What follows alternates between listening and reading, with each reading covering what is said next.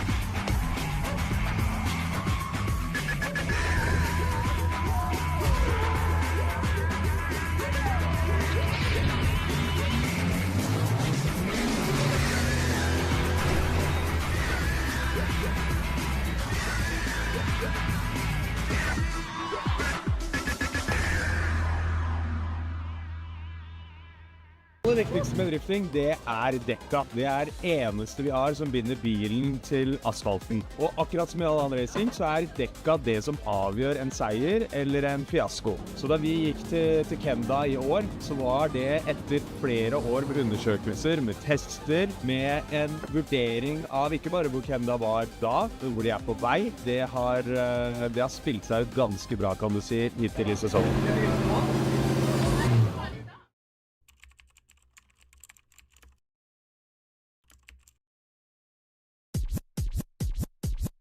Check this out. Okay. I look good. Okay. On the street and I got my swag on. Okay. Get the money, gotta get my bag on. Okay. Triple back.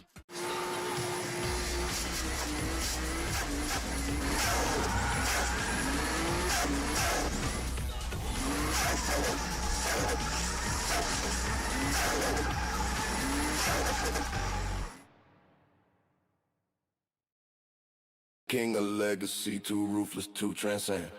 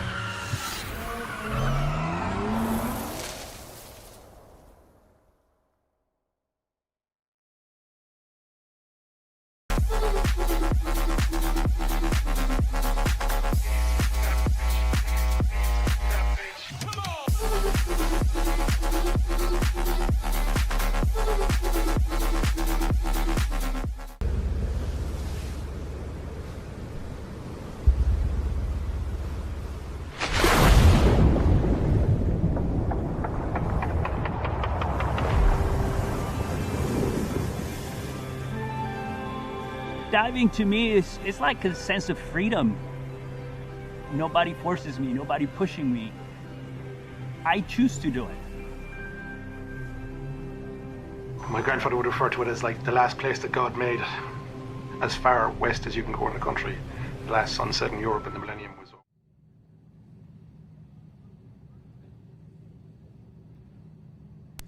1 2 1 2, mic check. Hello and welcome back here to round 2 of the Irish Drift Series 2026. We have just finished qualifying with a wide variety of driving. Some drivers still ending on zeros and others in the high 90s. Such a wide variation, but this is where the Pro2 Championship really shines through. We're into the battles. We are going straight into it with our first 2 drivers on the line. I'm joined here by Mike Fitz. My own name is Adam Driver. Mike would explain battles to you. Yeah, absolutely, Adam. Well, basically what you saw in qualifying, guys, it is the lead driver's job to run the perfect qualifying line. And we will, of course, have 2 cars on track then for the battle action. Now, the chase car comes into play, obviously, then for the battles, where it is the chase car's job to mirror and mimic the lead car's actions and line as closely as possible with as much proximity as possible. Then, of course, you swap them around. Lead becomes chase, you do it all over again. And basically, over the course of the 2 runs, the judges decide who scores highest, progressing to the next battle bracket. We do start with the top 32 drivers, whittle it down to 16, 8, 4 and into the finals. So you know what, you could talk about this in theory forever and ever, Adam, but it kind of makes a little bit more sense when we're talking about it as the action unfolds in front of us and as the action happens. So while the battles are running on, we'll call it, we'll explain it afterwards, we'll go to the judges if needs be, and basically we will be straight into top 32 action. That's for sure, Mike. If you're new to drifting, you're about to witness what battle action is and how it works. Each driver will get 2 runs, 1 lead and 1 chase. As we can see down on the line, it's our top qualifier and our 32nd qualifier. So Jake McElveen taking the top spot with a very high score within the 90s, and Kieran O'Dwyer just about scraping himself into battle action. These are 2 drivers that have drove very, very well in different tracks and shown their true talent. Things don't seem to be working out as great as they usually do for the poor Kieran O'Dwyer, the man from Kerry. So he really has to give a full send here, but Jake McElveen on fire all day, so he's going to have a challenge. Yeah, absolutely. Well, Kieran O'Dwyer, as you mentioned, very, very capable driver in his own right. We saw him pulling out some bigger results at times, but unfortunately doesn't look to be on form today, maybe battling the car a little bit. And Jake McElveen is my pick for taking the win here, to be very honest with you, Adam, because he looks absolutely unstoppable so far. Which means that we are ready to rock, guys, for battle action of IDS Pro 2 Round 2 here in Watergrasshill 2026 on the Saturday. Remember, some of these drivers will, of course, progress to Sunday's action in the all-important Pro class. As we're ready to rock, Jake McElveen, higher qualifier, leads us in. That's for sure. Jake McElveen here using 2/3 of the track to initiate exactly as the judges said they want to see him do so. Kieran O'Dwyer trying to find that pace to close that proximity and get up on the door, but Jake McElveen looking absolutely incredible. Same as qualifying, but here they are in a decel zone. This is Kieran O'Dwyer's opportunity to get up on the door. Doesn't take full advantage of it. Cut the track just a small bit to try to close that gap, but Jake McElveen is so fluid. He flies off. He is hitting every zone exactly as they want to be. He knows he has this in the bag now. Kieran O'Dwyer trying to get right up there and get any more percentage towards him. What a one-sided battle there, Mike. It's all down to the pace on that one. Yeah, definitely McElveen with the extra pace on that one for sure. Unfortunately, Kieran O'Dwyer and the V8 there not having an answer, maybe just not having quite the grip as we see here in the judges' replay of McElveen, as he really puts foot to floor between 2 and 3 there and uses the grip of the 180SX to leapfrog his S chassis over the straight there and make a big gap open up between him and Kieran O'Dwyer. And as you said, Adam, I mean, you know, we love to use the 10-0 scoring system here in Ireland, where 5-5 is very even coming into the second run. 10-0 would be like a huge advantage to one driver or the other. I have to call it a 7-3, possibly 8-2 in favour of McElveen going into the second one. That's for sure, Mike, but we've often spoke about the power difference on these cars and the pace difference within the grid, especially in our top 32, and we're about to see here where the slower car is leading us in. Will Jake McElveen be able to slow down his pace and keep it on the door? Kieran O'Dwyer initiates here, a bit of a drag on the handbrake to get that car initiated, but Jake McElveen is right there with him, a small bit wide there from Kieran O'Dwyer. Missing zone 2 and getting into zone 3 now. Jake McElveen knows he has this in the bag, so he's holding off just that bit. He's playing it safe, but he's making a small bit of a dive here now through into zone 6. Kieran O'Dwyer just dropping a tyre after zone 6 there, but they transition into the second last hairpin on this track. Kieran O'Dwyer sending that V8 as hard as he can up against the wall here on zone 9, but Jake McElveen is right there with him. He's able to manage the pace and the power of that car. What a battle. Yeah, well, you know, the judges do want to see the chase car pretty much on the qualifying line as well, or at least mimicking the lead car, should the lead car deviate from the line. Round of applause for both drivers there as the crowd shows their appreciation, but McElveen maybe not given the perfect lead line either to follow from Dwyer there, around 2 especially, as we wait for the scores to drop in from the judges. And I think it's going to be a pretty simple one for our first battle of the top 32, and it is indeed, guys. Jake McElveen makes his way into the top 16 and continues his charge. Kieran O'Dwyer from Athy, County Limerick, bowing out early in competition, but does manage to qualify, you know, in a field of 65 drivers, so he'll be happy enough with his weekend, but we all know that he's capable of more. That's for sure, Mike. Being a rookie driver, getting any points on the board and getting into battle action is enough to satisfy him for the weekend. But we're going to move on to our next battle at this side of the grid. This is going to be an interesting one. 2 very high-powered cars, 2 aggressive drivers as well. It's going to be David Ford and Nathan Corcoran. Yeah, so from the battle which had the biggest separation in qualifying scores to the battle with the closest qualifying scores, the 16th versus 17th, David Ford just a higher place qualifier, and of course the advantage being there that David Ford does lead first, and he will know then how well Nathan Corcoran chased him, and of course how hard he has to push in the second run. He'll be on the radio to his spotters with that, getting that information. But David Ford to lead us in. It is about 600 brake horsepower turbo V8 versus 800 brake horsepower 2JZ under the bonnet of Nathan Corcoran's blue and white BMW.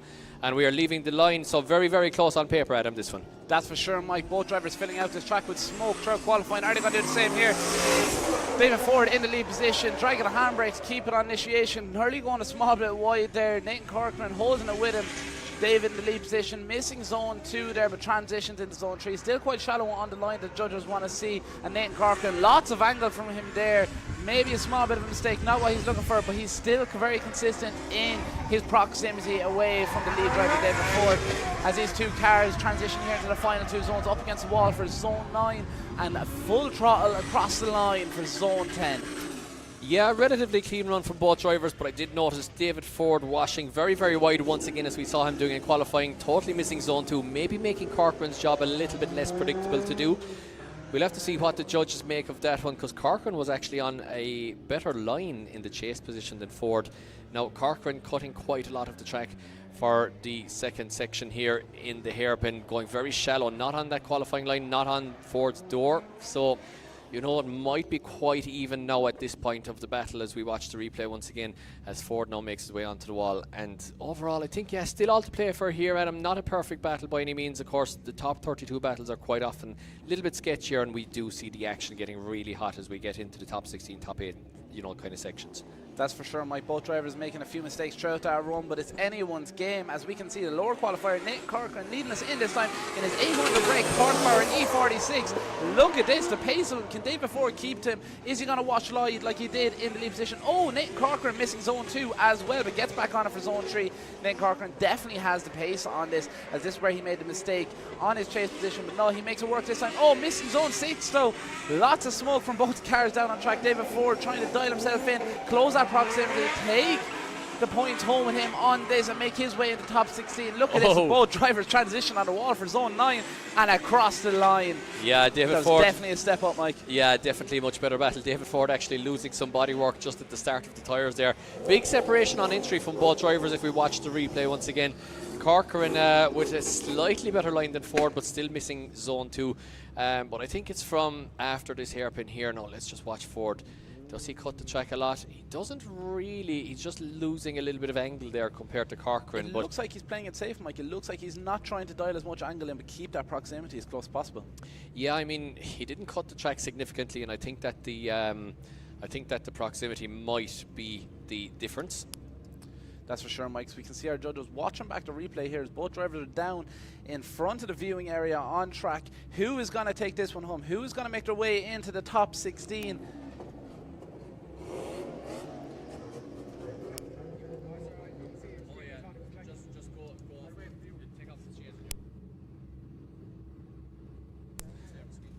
David Ford taking the win on that battle, progressing now into the top 32 as they move back to the line. We've got two other great drivers as well, Mike. Drivers we've seen really shine through and always be in the mix for the Pro2 Championship last year. It's Ericus Navaskas in his stylish, ego-driven BMW E46 taking on Ryan Nally, who was a lower qualifier on this, who will be in the chase position first. Last year, Ryan unfortunately turning the car upside down here, coming into zone 1 to zone 2 in the gravel pit, but all okay. He was back out later on that day, guys qualifying in. Hopefully nothing like that happens here throughout the battle action, as he's going to chase down Ericus Navaskas in that lead position. Yeah, I was just talking to John Nally and briefly Ryan downstairs there in the break, and John Nally explaining that the gearing in Ryan's car is far from ideal. He's on the limiter, basically with a 3.9 final drive. They're looking for a 3.7, but they didn't have the half shafts there, the correct half shafts to fit the diff. So unfortunately there, Ryan Nally battling gearing issues here, and gearing so crucial in Watergrasshill. That's for sure, Mike. I've just been told there by our track marshal as well, there's someone flying a drone on track. You can't be doing that. Only one person allowed to do that. But we're back to the battle action. It's Ericus Navaskas in the lead position. In here. Look at him as he pulls away from Ryan Nally in the chase position. Yeah, absolutely, and it's all going wrong here for Ryan Nally. Big understeer on the first corner, a huge mistake there, unfortunately for him. Ericus Navaskas looking much better here now as he makes his way around the outside. Beautiful shots here in Watergrasshill. Ryan Nally's on the inside of the track, looking to make up the deficit there, but it's all too little too late, Adam. That's for sure, Mike. It is a little too late. Ericus Navaskas so consistent around the track here, putting down a great lead run. Is Ryan Nally struggling with the pace of Ericus in the lead position? I'm not too sure. Nearly making contact there as they cross the line. Yeah, lots of mistakes there. You have to really think that Navaskas is in the driver's seat here, literally and figuratively, at IDS Pro2 round 2. That's for sure. Once again, I just want to mention it there to all the media people around the place, as well as any spectators here today. If you do have a drone up in the air, please take it down, as it will affect our live stream drone that is out on track. So we have a shotgun. We do. It's a water shotgun. We're not going to stay we do straight out on live stream. we perhaps might have a real one. A water gun. Yeah, we're going to spray water on the drone unless you land it. It's just as effective. Safer. Yeah, safer, exactly. So we swapped them around, guys. Ready to rock here for the second half of the third battle at round 2 Pro 2, and it is of course Ryan Nelly to lead us in. He has to do something here in the lead position. He has to have a perfect lap and hope that Nevitzkis makes a mistake as they pass us by here in the tower. You can see us upstairs there in the bird's nest. Beautiful line from both drivers, as you can really see the elevation change there in that beautiful shot. Watch here now on the camera as they make their way around on the far out section here. Slightly inside line here from Nelly. Nevitzkis doing everything pretty much right here. The Naceman absolutely on that perfect chase line here. Knows that he doesn't have to push it too hard. He can just hang back there, you know, bide his time and then look for the door of Nelly, not push it too hard, and across the line. I think overall, Adam, it's a very intelligent chase there from Nevitzkis. Very, very intelligent, so it is. Not pushing too hard to make that contact, as this is a non-contact sport. Little slight rubbing is okay, as much as it is entertaining. He was right there exactly where the judges want to see him. He was right there, not leaving Ryan Nally get away. So our judges are watching the replay back now, comparing the leads and the chases of both drivers to see who's going through on this one. Yeah, I mean, you have to fancy Ericus in this one, but let's make it official as the judges drop in their results and we get it up on live stream. And it is Ericus Nevitzkis takes the win and goes into the top 16. So that sets up Jake McElveen will take on David Ford, and Ericus Nevitzkis will face off against the winner of our next battle, which is Glenn McKillen, who qualified in 9th position, versus Tom Hayden, who qualified in 24th position. So that is Ryan Nally's day done, and Glenn McKillen is on the line. The higher qualifier once again leads us in. Tom Hayden is right there with him, but Hayden looking very aggressive in qualifying. Adam, this isn't a foregone conclusion. That is for sure. Both drivers looking really well throughout qualifying, as we see the 180SX on 180SX battle here. Ooh. Oh, look at that transition. Early contact there from the chase driver as the lead driver pushes out to get right in there to zone 6. Chase driver pushing to close that gap.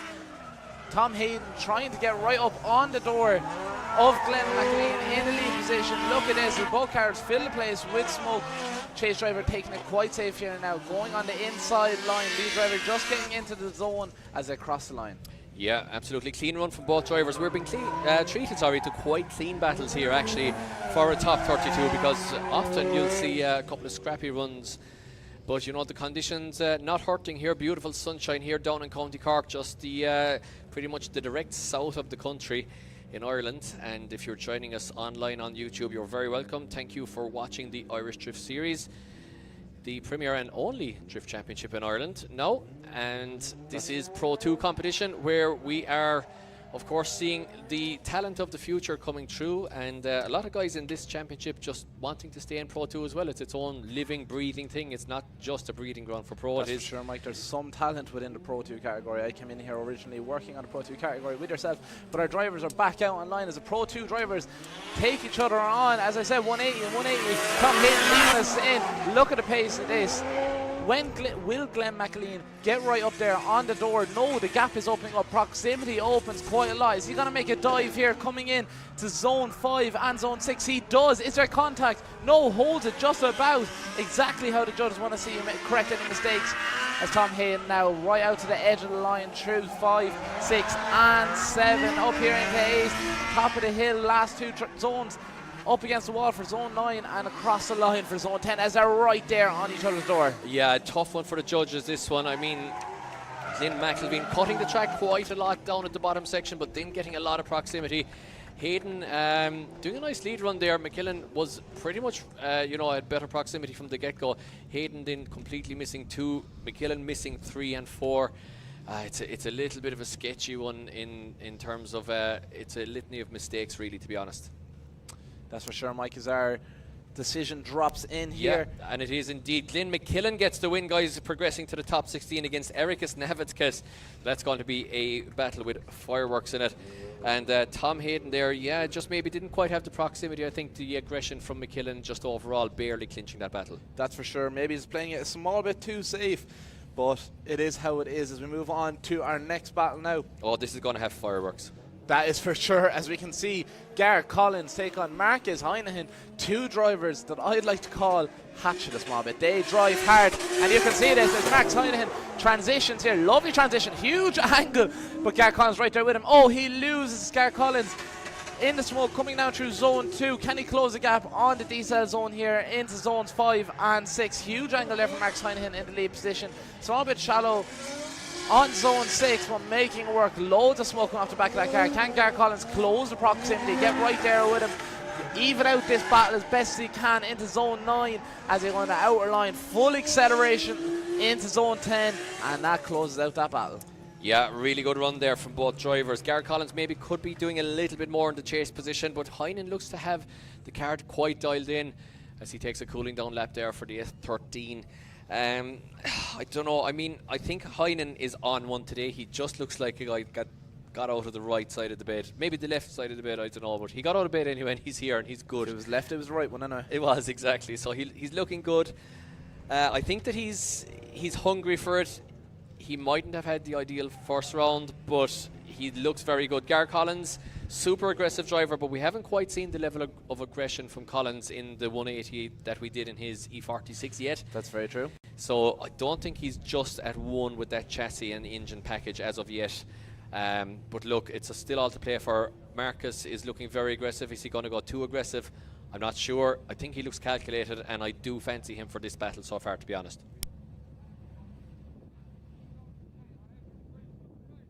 As I get corrected on my pronunciation again of Marcus Heinen, who will this time be in the chase position. Mike, you said there you're fancying him on this battle. I absolutely agree on the fact that he is going to be right there with Gareth Collins as he goes around this track. I'm fancying a top 4 between Jake McElveen and Marcus Heinen already in the left-hand side of the battle bracket, but there's a long, long way to go, and drifting is completely unpredictable, so that's probably going to get thrown out the window. But on the left-hand side of the bracket, which we're on now, these are my 2 standout drivers so far. That's for sure, Mike, and their 2 standout drivers are coming over the hill here now. It is Gareth Collins' lead position. Look at the pace from Gareth Collins here as he initiates, drags at the handbrake on the perfect line in that lead position, gets into zone 2. Mark Heinen kind of struggling to keep up with the pace of Gareth Collins. Maybe he's playing it safe, I'm unsure. He makes a dive here on zone 5. Huge angle from both drivers, matching it in the chase position as they transition now back into zone 7 on the outside line.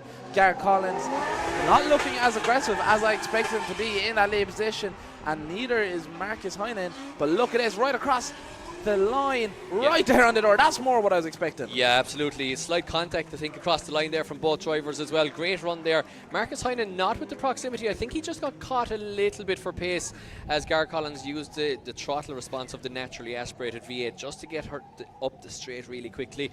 Marcus taking a while to find the door, but overall did find the door towards the end, and I think that might be the defining factor across both runs. But let's see what the judges think. It might be one more time, but I fancy the Cork man in this one, and so it is. Marcus Heinen goes through to the top 16, guys, as Gareth Collins still makes friends with his new chassis. S13 versus S13, but it is the Cork one, the Village Tire sponsored machine, which goes through to the top 16, where he will face the winner of the next battle.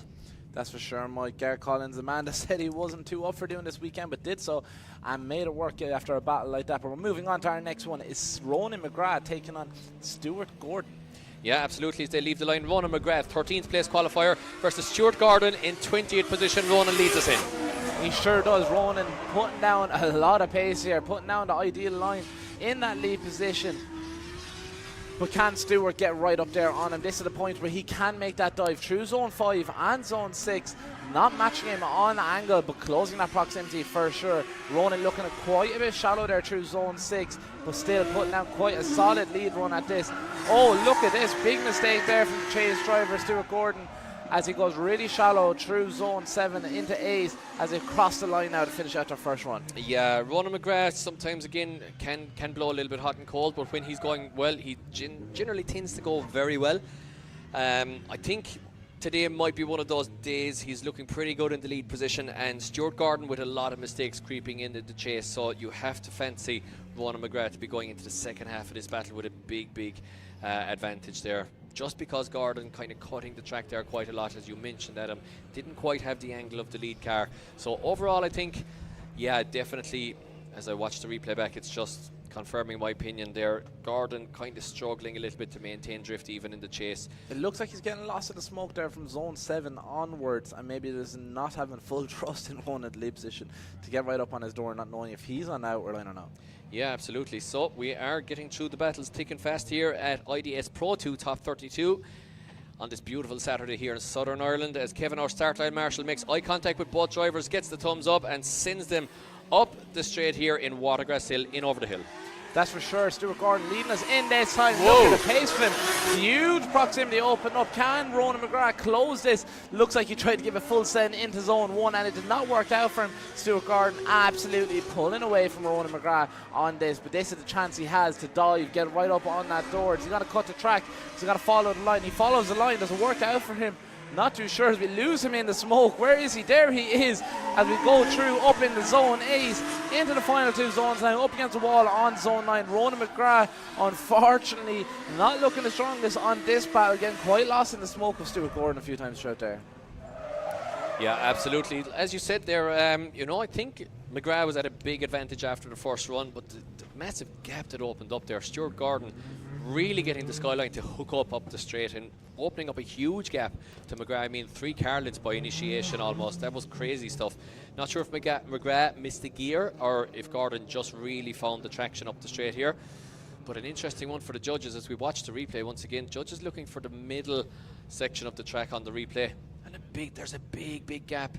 I mean, in one lap, okay, Gordon in the chase was very much, on the wrong line, almost straight a few times. But then in the lead, he had opened up a huge gap to McGrath. So it depends on mistakes here versus proximity, I think.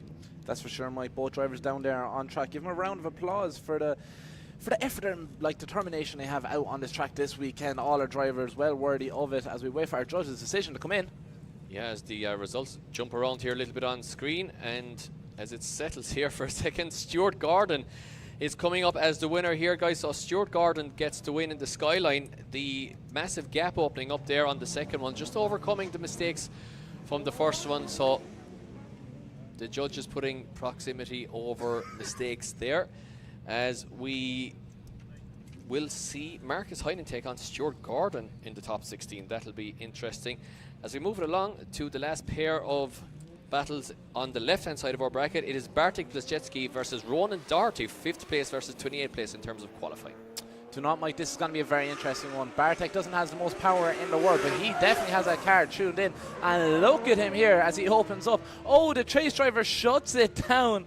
Ronan Doherty shutting it down through zone 1 there, not even making initiation. As we can see, Bartek Blazejewski pushing away in that Drift Mafia sponsored.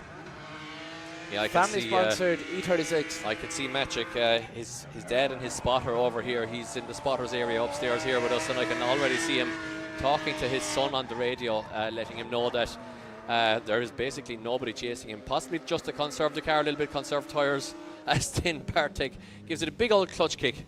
Whatever about conserving car or tyres, just massive clutch kick over the line. You hear him over all the clutch kicks. Yeah, exactly. Trying to get up that track.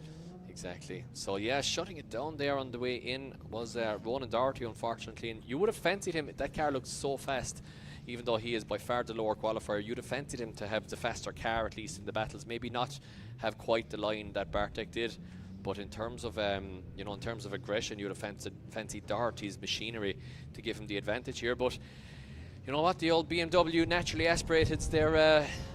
They get the odd misfire, they get warm the odd time, but overall they're generally a reliable steed. They seem to be, Mike. We see a few drivers out this weekend, especially in the Pro 2 category, with some stock BMW engines. So we wait for the official announcement to come in. Yeah, and once again, guys, if you are joining us at home on the live stream or have us on YouTube, thank you for joining us here at IDS Round 2 Pro 2. And get in the comments, let us know where you're watching from, and remember that it will be, of course, tomorrow that the real top action kicks off for pro competition here at IDS Round 2, and it is Bartek Blazejewski gets the win. We're probably just hearing, Adam, you heard something in your ear here, did you? I did, Mike. Not too much information on mechanical issues there by Stuart Gordon. So Bartek will be making his way straight into the top 16 now. As we can so see. Interesting there that Stuart Gordon didn't go to a 5-minute rule, try to recover that car into the pits and get it going. That must be a terminal issue there, I'm thinking. Quite possible, or maybe he's playing it safe. Or sorry, Ronan Doherty. I was looking at the last battle. Ronan Doherty, my bad.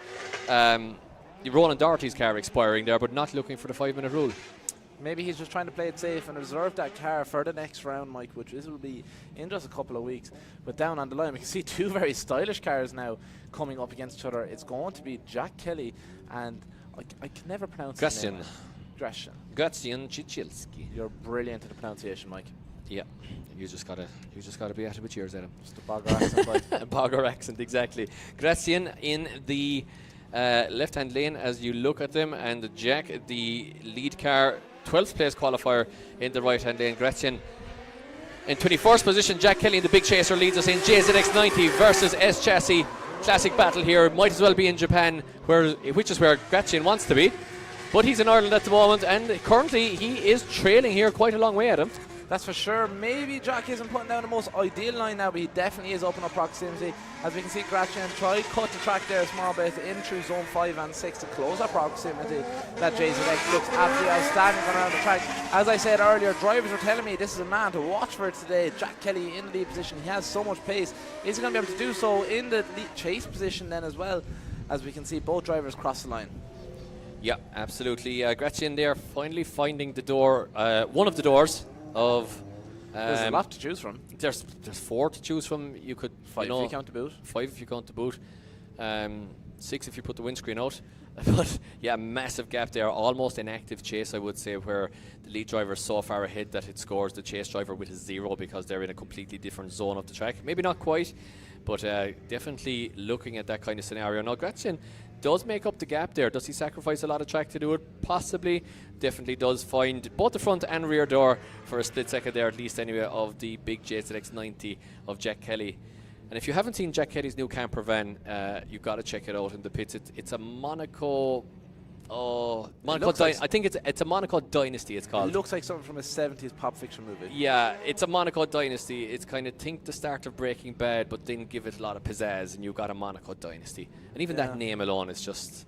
It mightn't be a dynasty, but I think it's a dynasty, and it's pretty cool. Stylish camper and a stylish car, stylish man. What way is he going to be in the chase position now? As we're going to see Gratien lead us in.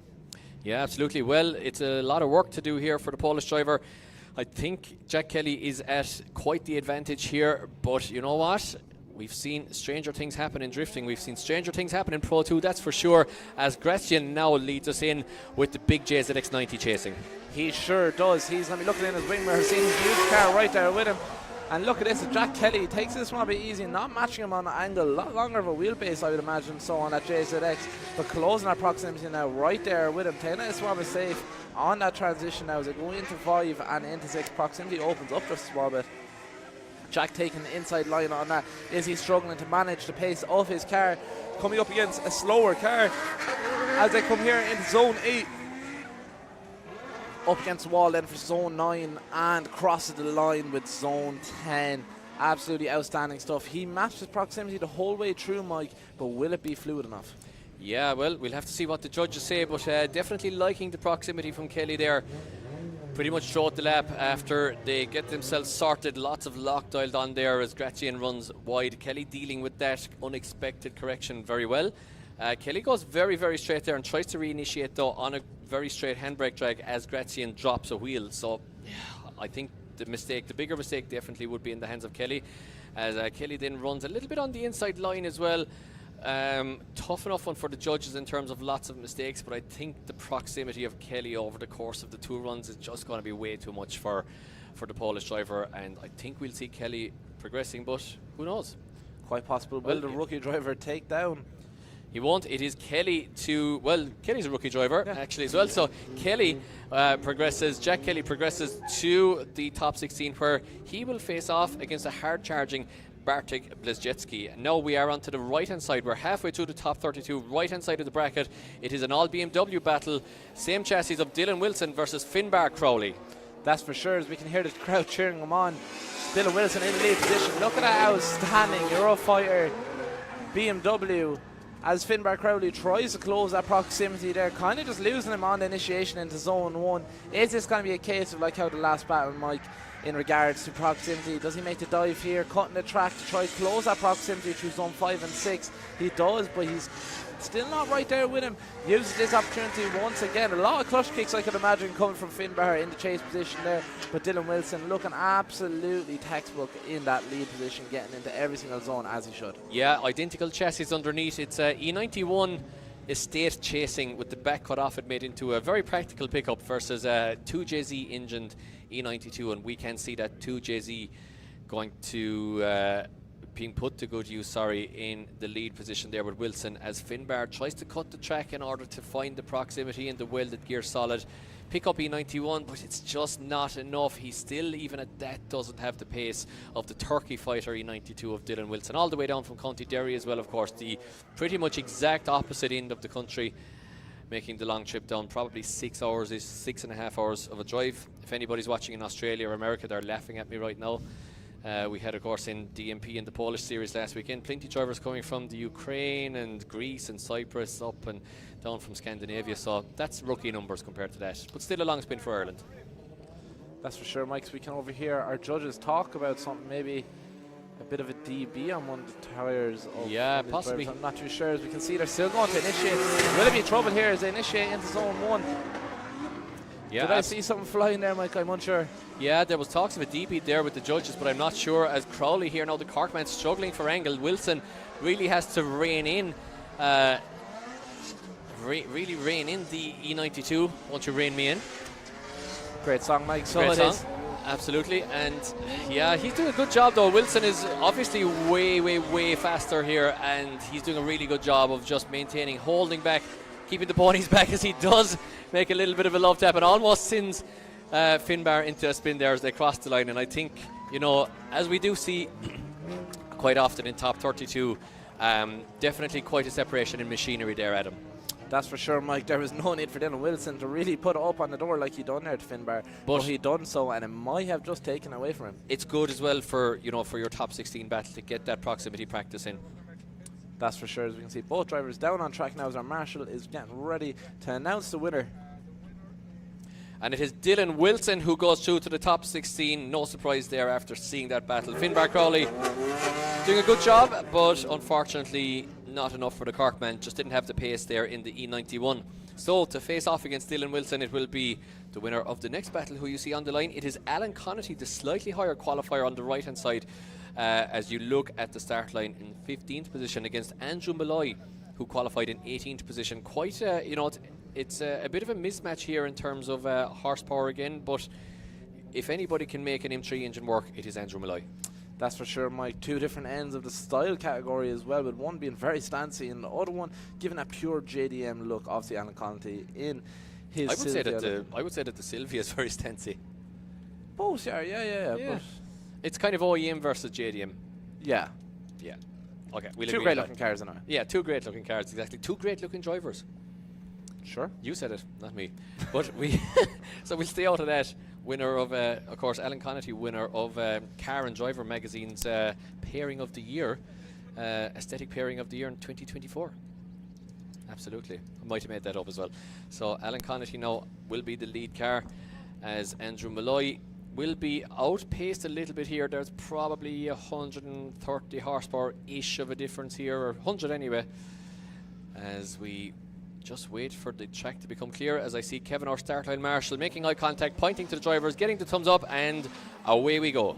Here we go. It is Malloy in the chase position. As both cars already flicking out a small bit. Alan Connaughty in the main position, going full way on the track. Maybe not what he's meant to do, but Andrew Malloy settles with it. Look at this, for the pace difference on both cars and power difference. Malloy just knows how to steer his BMW E36. Kind of missing zone 4 there, but making it work as they go through into zone 6 now. Right there, small bit scrappy from Malloy in the chase position. Connaughty trying to put down the best lead lines he possibly can. Hitting the car off the limiter in front of the tower here as he rubs the wall in zone 9 and comes all the way through into zone 10, sorry. And Andrew Malloy right there with him. Yeah, absolutely. Yeah, I had a good conversation with Andrew Malloy at Group D a few weeks ago, just looking to dial in a little bit more grip into the back of the BMW. We spoke a lot about spring rates, toe angles, anti-roll bars, tyres obviously, and everything else, and it looks like it might be after making a difference here. He might be after just finding that last 15% of grip in the BMW chassis, because he really, even though he was on the inside line quite a lot, he seemed to be able to dart forward when he wanted to. So good proximity there from the County Down driver, and Connaughty not able to use the horsepower advantage there in order to pull a gap. That's for sure, Mike. We've seen the Malloy brothers time and time again not let power or pace be the definition of their battles throughout the Irish Drift Series. So we're going to see what way it is now. Can Alan Connaughty hold it in the chase position coming up against Andrew Malloy? Yeah, well, he's just here to enjoy drifting. He said the 32-year-old from Cavan is now the chase driver. He chases in the man from County Down. And look at this, the lower-powered car opening up a gap. And that's because, unfortunately, Alan Connaughty definitely with an issue there in the SR20, the old reliable engine. It looks to be up and running again, but did he miss a gear, Adam, possibly? I was just about to say something, right. Did he miss a gear? Did he lose power for a couple of seconds? Electrical issue? I'm unsure. I'm sure we'll find out fairly soon. But Andrew Malloy leading away again, ahead as much as he can through zone 9 and into 10. Definitely all facing towards Andrew Malloy at the present moment.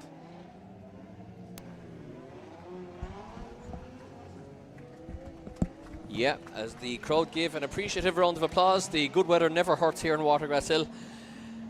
A little bit more difficult to get the atmosphere up on a wet and windy day here in the winter, but in the summer it is a fantastic place to watch any type of drifting. Such a cool and technical track. As we wait for the scores to be dropped in, Alan Connaughty looking very cool here on the live stream, but unfortunately that's all we'll be seeing of him. Andrew Malloy goes through to the top 16 where he will face off against Dylan Wilson. That's going to be an all BMW battle to watch. And Andrew Malloy, great looking there on the live stream, but unfortunately having mechanicals there which knocked him out. And we go back to the line, and it is none other than Justin Murphy leading the championship against Callum Coogan, another man down from the north with a BMW which might not have the most power in the world to face off against the JZ powered of Justin Murphy, but Callum Coogan never knocks himself out. He's such a great line driver, Adam. That's for sure, Mike. He knows how to steer his car. Maybe not having the most pace or acceleration compared to other cars on the grid, but he knows how to make it work. He's a great line driver. But Justin Murphy, he's absolutely on fire this year. Is he going to do the same here again as he initiates in zone 1? Huge angle there from Justin Murphy as they come down into zone 2. Can Coogan close the proximity? He's going to have to make a huge drive here now into zone 5 and zone 6. Does he do so?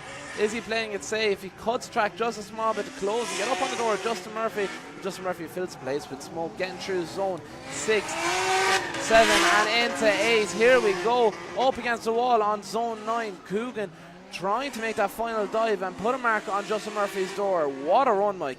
Yeah, really good run there. Really enjoyed that one, Adam. Very, very entertaining all over, as I can tell you it's Callum Coogan is hitting the limiter, because that's a naturally aspirated BMW limiter noise, and not the JZ power of Justin Murphy leading our championship, the higher qualifier who qualified in 7th, of course. As we watch back the replay once more with the judges here, and yeah, I mean, Murphy doing pretty much Murphy things in the lead. Coogan cutting the track a little bit, as you would expect him to have to do with the lower power, but still keeping himself in the chase here, so to speak. And overall, yeah, giving himself a fighting chance for the second half of the battle, Adam. That's for sure, Mike. What way is it going to go here? Is it one-sided already, or have our judges spotted something we haven't seen yet? We're about to find out now as Coogan leads us in this time, the lower-powered car. Will Justin Murphy be able to hold that BMW 36 back from basically driving through the door? We've seen him do it before. He can do it again. Look at the aggression here from Justin Murphy right there with Coogan the whole way around the track. A bit shallow there on zone 2. The only inside clip throughout this run into 4 and into 5. Proximity opened up quite a bit there coming into 5 and 6. Maybe just Justin Murphy's playing it safe, but here he is going to have to show that he is able to match the line of the lead driver if it's to do so. Here we go, look at him right getting up on the door. Can you hear me inside that car? Because I'm tending to get right up on the door of Coogan as they cross the line. Zone 10, absolutely outstanding stuff, Mike. Yeah, Murphy just avoiding the collision there as Coogan crossed the finish line as well. Great stuff from both drivers. The crowd once again giving their appreciation here. Thank you, guys. And yeah, really enjoying this one now, really getting into battle action. And you have to say that the machinery of Murphy here did win the day, in fact, because Justin Murphy has progressed, guys, to the top 16. Callum Coogan maybe just a little bit outgunned there in terms of car, but once again didn't let himself down. And I think we all need Callum Coogan to step up and maybe just get a good engine underneath the bonnet there with a lot more power for himself. But it's an all neighbour battle here. It's an all North Kerry battle. It's Owen Foran of Domama Pizza in Listowel, County Kerry, against Jack Mulville just over the road from my van, County Kerry. Pretty much neighbours here, Adam, and there will be a lot at stake here. Young Jack Mulville, the Pro2 junior, looking to make his way up through the ranks of Irish drifting. Owen Foran, it's his dream just to compete in drifting, and he's really making his name in the Pro2 championship. This one could be interesting. That's for sure. If Jack Mulville was in his car, I'd choose him all day for this one. But Owen Foran is not given an opportunity. He looks very strong in qualifying with a lot of pace. Will Jack Mulville be able to do that in his practice car, in the 350Z? He's got to make a huge dive here in through zone 5 and zone 6. Can he force a mistake on Owen Foran in the lead position? Maybe that's what he needs to do for this as we transition now through 7 and 8 up the hill. The last bit of the track to go. Here we go as Jack Mulvihill tries to put a mark on the door of Owen Foran. Yeah, I mean, as you said, it's his spare car, it's his practice car, and interestingly there, Mulvihill really taking the initiative from the chase position, but still just didn't have the pace in the 350 to keep right on the door of Owen Foran on initiation. Now, Owen did definitely have a bit of a waver there on 4, but you could see the difference in pace there as the older Nissan, the S chassis, leapfrogs ahead of the slightly bigger, slightly less powerful 350Z of Mulvihill. Now Mulvihill doing everything he can once again in the chase here and starting to find a bit of proximity towards the end of the run, but sacrifices 9 there on the wall in order to find the door. Does find it and full throttle across the line, but overall I think we have to say that Foran on that one, Adam, is looking a little bit better. Just looked a little bit more in control, but we don't have Foran on the line yet. Did he take a cooling down lap possibly? Quite possibly. Is he playing mind games with the young man from County Kerry as well? I doubt know. it, but two good guys at the sport here as well, Adam, to be fair. Trying to make it interesting here, Mike. Yeah, if you're in the Listowel area, call into Owen and the guys there in Dome Mama Pizza. It's pretty good. It's pretty good. But yeah, we are ready to rock as we swap them around now. Can Foran maintain, good proximity without running into the slightly slower car here of Mulvihill? Mulvihill, who has an S15 built, big 2JZ power. Unfortunately, I believe it twisted the input shaft of the gearbox, the BMW gearbox.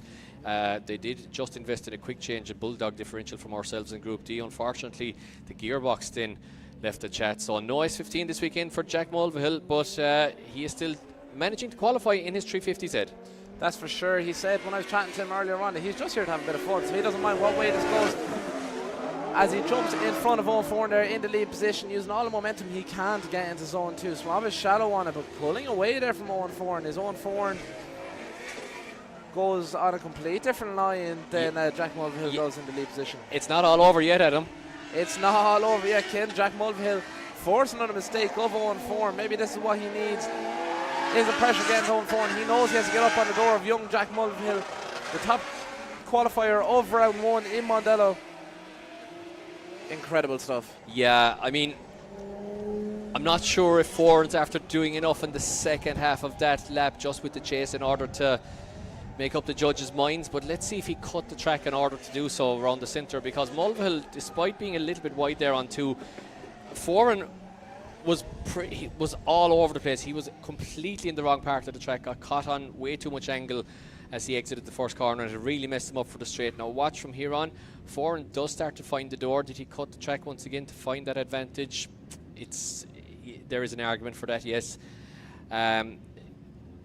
Okay, he does find the proximity there and definitely has a little bit more aggression, but Mulvihill with the nice lead line, and we might have to go to the judges here for an explanation, or we might have to see one more time even, I'm not sure. But overall, quite a lot of things to consider there for the judges. That's for sure, as I can see our judges in front of us here up in the tower, deeply discussing what is going on, trying to make a decision on this battle. Will it be one more time, Mike? I don't know. I thought that the mistake from Foran was quite big, but at the same time, over the second part of the lap, he definitely did find good proximity there. So, guys, waiting for the judges' decision to drop in. Who thinks Jack Mulvihill should win? Who thinks Owen Foran should win? Owen must be giving out free pizza down Owen is giving out free pizzas in the pits. Yeah, that's exactly what's happening there. Must be, I'd say. Exactly. So, lots of decisions, but we do have a result, and it's Owen Foran that moves through to the top 16. Owen Foran moves through to the top 16. The Listowel man booking his place against Justin Murphy. So, a tough battle for him awaits.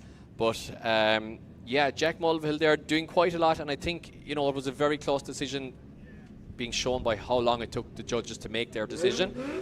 But overall, the North Kerry man to progress is Owen Foran, and Jack Mulvihill hopefully will have his S15 back for round 3 of IDS. I'm sure he will, Mike. His team, his father especially, putting great work into the cars all the time. They always look immaculate, so I'm sure we'll be seeing it again in Bishop's Court. Poor Jim is long suffering. So down to the line, it is third place qualifier Clark Hatton against Francie Hines. So it is Antrim versus Galway here. two very beautiful cars. Look at the height and size difference here. The M2 BMW, quite a taller car actually than the very low slung Silati of Francie Hines, which is now lagging a little bit behind Adam. That's for sure, Mike. I've seen Francie Hines really improve on his driving over the last year, so even throughout last season. And can he prove me right here in battle action up against young Clark Hatton? Definitely a few for start. We're going to be seeing lots of. Can he close that proximity, stay right there with him? Oh, straight in there from Francis Hines in the chase position as Clark Hatton goes across the line. Yeah, absolutely. Bit of a mistake there from Francie in the latter stages as our screens go a little bit black here as we wait for the replay to drop in. But just waiting for the screens to come back on, which they have. Let's watch it back again now. Big gap after opening up there down the straight. But Francie Hines, to be fair to him, stays pretty much online and starts to find the door of Hatton once again. Now, we'll see that mistake once again creep in as Francie Hines has pretty much no angle and sacrifices his own there in order to once again find the door of Hatton, who looks to have a little bit of pace. And Francie Hines once again loses drift there and just completely sacrifices number 9 in order to find the door of the BMW, which he still doesn't really even manage to do. So I think it's going to be a big advantage here to the younger man, who will now be in the chase position. That's for sure, Mike. We can see both drivers on the line now, switching it around, seeing Francie Hines in the lead position. Will Clark Hatton be able to manage the pace difference in these two cars, the angle difference? Here we go, as Francie Hines leading us in as he revs out Silati to its max. Initiation there, dragging a handbrake. Clark Hatton right there on the door. Quite a wide line here now from Francie Hines, but he makes it work, and Clark Hatton makes it work too. Look at that transition, very close there as they transition from 4 into 5. Clark Hatton is not holding off here, Mike. If it continues this way, this might be very one-sided. Francie Hines put on a great lead run though, looking very comfortable this weekend, so I've said so. Can he make his way in the top 16 as he transitions up against the wall on zone 9 and all the way around the hairpin for zone 10? Outstanding run, Mike. Outstanding stuff, yeah. Outstanding. Really liking that. Let's watch the replay once again as Clark Hatton absolutely sticks it to the door of Francie Hines from the get-go. Francie Hines running a bit wide, and I think, you know, he might not have let a lot of decision-making in the hands of the judges with his proximity in this run. Clark Hatton dealing with everything. Francie Hines had to throw at him from the lead position as both drivers make their way here onto the main straight here in Watergrasshill, and we wait for the judges' decision to drop in, and it is Clark Hatton who progresses to the top 16.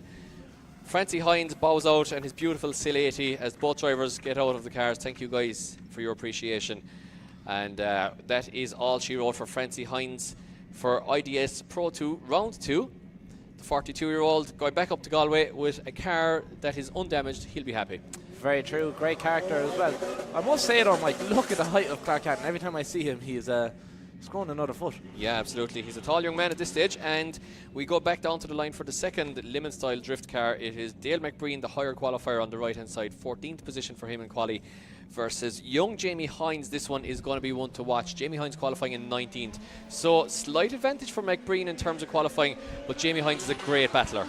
That's for sure. Jamie Hines definitely a bit rogue on his persistence, getting up on the door of everyone. We can see that already as Dale tries getting away from him, but young Jamie Hines is not letting him go nowhere as they open up right proximity on the transition through zone 5 and all the way around through 6 on the outer line. Jamie Hines right there with him. Is this exactly what the judges want to see? I think so, Mike. He doesn't get caught up in the smoke, but he's close proximity. This is exactly what a battle should be, as Jamie Hines make his final dive up on the door of Dale and through zone 10 to finish the run. Yeah, absolutely. Really nice there from Jamie Hines. But as we often say, in order to have a great chase, you have to have a great lead. So Dale McBreen doing pretty good there in the lead position.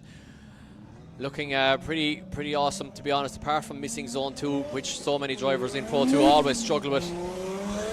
And once again, guys, if you are joining us, we are heading into Pro competition tomorrow. This is Pro 2 action here at IDS Round 2, where the stars of tomorrow are born. And Jamie Hines there making the dive and just getting on the anchors once again in the S14 there. So it is S-chassis versus S-chassis, Sylvia versus 180, and I think the advantage has to go to Hines a little bit after that one, just because of the chases he was putting in there. However, Hines is down on track now, maybe doing a little bit of a cooling down lap, having a word with his spotter, who I'm sure is his dad, and yeah, maybe just taking cooling down lap. These JZ powered cars can definitely start to heat quite a lot here in the Watergrasshill Sunshine, because it's a long lap and a lot of the sections are coming out of very slow hairpins where there's pretty much no airflow running underneath the cars, or in through the intercooler and oil cooler and the radiator, which are usually rear mounted these days in the cars. So often enough you'll see, especially towards the later stages, a cool down lap being taken by the drivers.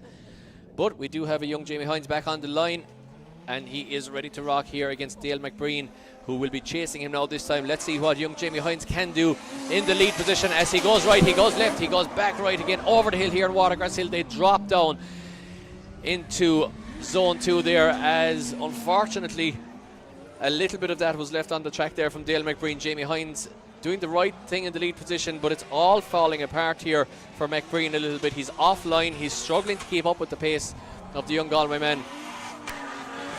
And overall, I think Jamie Hines is doing everything absolutely perfectly here in order to take a place in the top 16. Dale McBreen finally finding the door, but doesn't ultimately have an answer. Guys, round of applause for Jamie Hines and Dale McBreen, putting it all on the line here in Pro 2 action. And Jamie Hines, for all the world, is a pro driver, but opting to stay in the Pro 2 class, find his feet a little bit. Guys, round of applause for Jamie Hines and Dale McBreen as they pump the tyre smoke out here and jump out of their cars. And we wait for the results to drop in, and we can announce it's Jamie Hines goes through to the top 16, where he will face off against Clark Hatton, a battle which will have a combined age of 4. And Dale McBreen bows out of competition, and these young guns are taking names at him. That is for sure, Mike. I've said it since day one when I seen Jamie Hines out on track, down in 360 for one of the practices. I was like, this lad has talent, and he's really shown it since he started competing here within the IDS. Well, the next one up is two men. If we were to use a colloquialism, guys, apologies if you're watching from abroad, but these are two hatchet drivers. It is none other than Andrew Kinna, who qualified in 6th, versus Dave Richards, who qualified in 27th. Two very good friends of mine. Andrew Kinna, the man behind DRT Automotive and ECU Master Ireland. Dave Richards from Milltown, absolute character of the sport, fantastically funny man, and a very, very good driver. It used to fall apart a little bit for him when judges' eyes were on him. He could do it on practice day, but then got nervous in front of the judges. He seems to be after getting that out of his system, and now is very much a man who we always expect to see in top 32. However, there is a horsepower difference here of, I would say, about 400 brake horsepower. Absolutely, Mike. David Richards does have plenty of experience down on track of trying to close proximity against higher powered cars. We see him all the time down in 360, as I said. Yeah. So will he be able to do here in battle? Well, very different cars as well. The wishbone type setup of the Altezza versus the McPherson strut and the trailing arm of the BMW. It's very, very different ways of building a car. And it's very different engines as well. JZ versus M54, turbo versus NA. It's a fascinating battle. You have to say on paper, Kinna, higher qualifier, way more horsepower. You have to say that he is the favourite here. However, I'm not sure if it's going to be, if it's going to be that way in reality. I don't know, Mike. We're about to find out. Anyways, as both drivers are on the line, getting ready to set off on this battle action. So they are. We're flying through battle action, so we are as well, on the second last battle of our top 32 today. Yeah, absolutely. So just making sure that all is good there on track as we get a couple of things cleared up here, and Kevin, our start line marshal, will be making eye contact with the lads. And I know myself, it's so difficult now to be on the line when there's a little bit of a delay. You've just amped yourself up, the adrenaline starts to pump, the heart rate starts to rise a little bit for the battle. You're getting all ready, the knuckles start to go white. Next thing, you're waiting. You're just waiting, and then the adrenaline can start to dissipate. And while it's not so bad, I guess, in a top 32, when you're heading into the Grade 8 Final Four, when the when the tiredness comes in, the long nights leading up, the usually cheaper food starts to kick in, and you might not be feeling the fittest that you've ever felt in your life at that stage of the afternoon of a drift competition. That's when the mental, I guess, the mental fitness actually really comes in. Absolutely, Mike, and we're about to see so as both drivers take off from the line. Andrew in the lead position in that Altezza chassis. Can David Richards close the gap and get right up there on it with him. He's not matching him on angle, but maybe he's matching him on pace. A bit of a stumble there, maybe a bit of understeer coming into zone 3. Yeah, absolutely. Big gap opening up between both drivers here, as we expected with the horsepower difference. However, we have another run to go after this, of course, so it's never over till it's over, as Kinnan now puts real foot to floor with the 2JZ, almost 800 brake horsepower BMW. But Richards is right there once again with him after he found the side of Kinnan's car towards the centre of the track, and they crossed the line. And it's one run in the books for both drivers. They'll be both having a great time here and having the, once again, an Irish word here, but they'll be having the crack on the line there, enjoying the summer sunshine here. But a big mistake from Richards there in the chase allowed Kinna to very much get away down the straight. Kinna on a pretty much, well, I won't say a perfect lead line, but it's a good lead line. He's in the right part of the track at least. Then Richards starting to find the door again, but maybe sacrificed a little bit of line in order to do so the judges won't actually start rewarding him an awful lot for the proximity again. However, it is definitely not all over. I would say it's a very strong 7-3 maybe so far to Kinna as we swap them around. And now the thing will be, Adam, as you touched on earlier on, will Kinna be able to rein in and left foot brake all that brake horsepower in the Altezza chassis to go with the slower car of Richards? I don't know, we're about to find out, as Kenna is going to be singing. Olivia Dean going around the track. David Richards pushing it right out to the edge, getting on the ideal line that the judges want to see. Kind of opening up proximity here now from Kenna. Is Kenna playing it a bit too safe? I don't know. Is he going to make a huge dive here through 5 and 6? Oh, David Richards very, very shallow on zone 6. We're getting it back online to the outer edge, all the way through up until 8. Kenna very consistent on this. Could that be enough to take the battle home with himself? As David Richards put it across the line with Kenna right there with him. Yeah, both drivers crossed the line safely. Very much a lack of incidents in the top 32, which is unusual for Pro 2 competition here in IDS. And I have to say, you know, Kenna pretty much doing the intelligent thing. Maybe, like you said, Adam, skirting a little bit on the side of danger. Maybe he could have been a bit closer, but overall I think putting in a pretty intelligent chase run there, and knew that Richards was at a big disadvantage after that first corner in the first run. And we wait for the judges' scores to drop in. And guys, round of applause for Andrew Kinna and Dave Richards putting on a show here in Watergrasshill in Pro 2 as the judges make it official.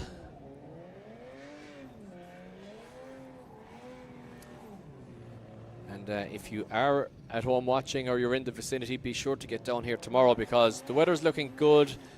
It's not looking like beach weather. It is just looking like nice kind of warm overcast weather, perfect for drifting. And it is always a fantastic show here for Pro Action down in Watergrasshill here in the Irish Drift Series. Judges just having a look again at him here. They're seeing something in Richard's chase here, or Kinna's lead, that is forcing them to have another look. They sure are, Mike. After zone 6 all the way through into zone 9 and 10 is what the judges keep replaying on. It looks like they haven't made a decision. Yeah, well, they've put pen to paper, which is, it's usually when they put pen to paper, they're writing, you know, they're finishing their notes, their quick notes on the runs.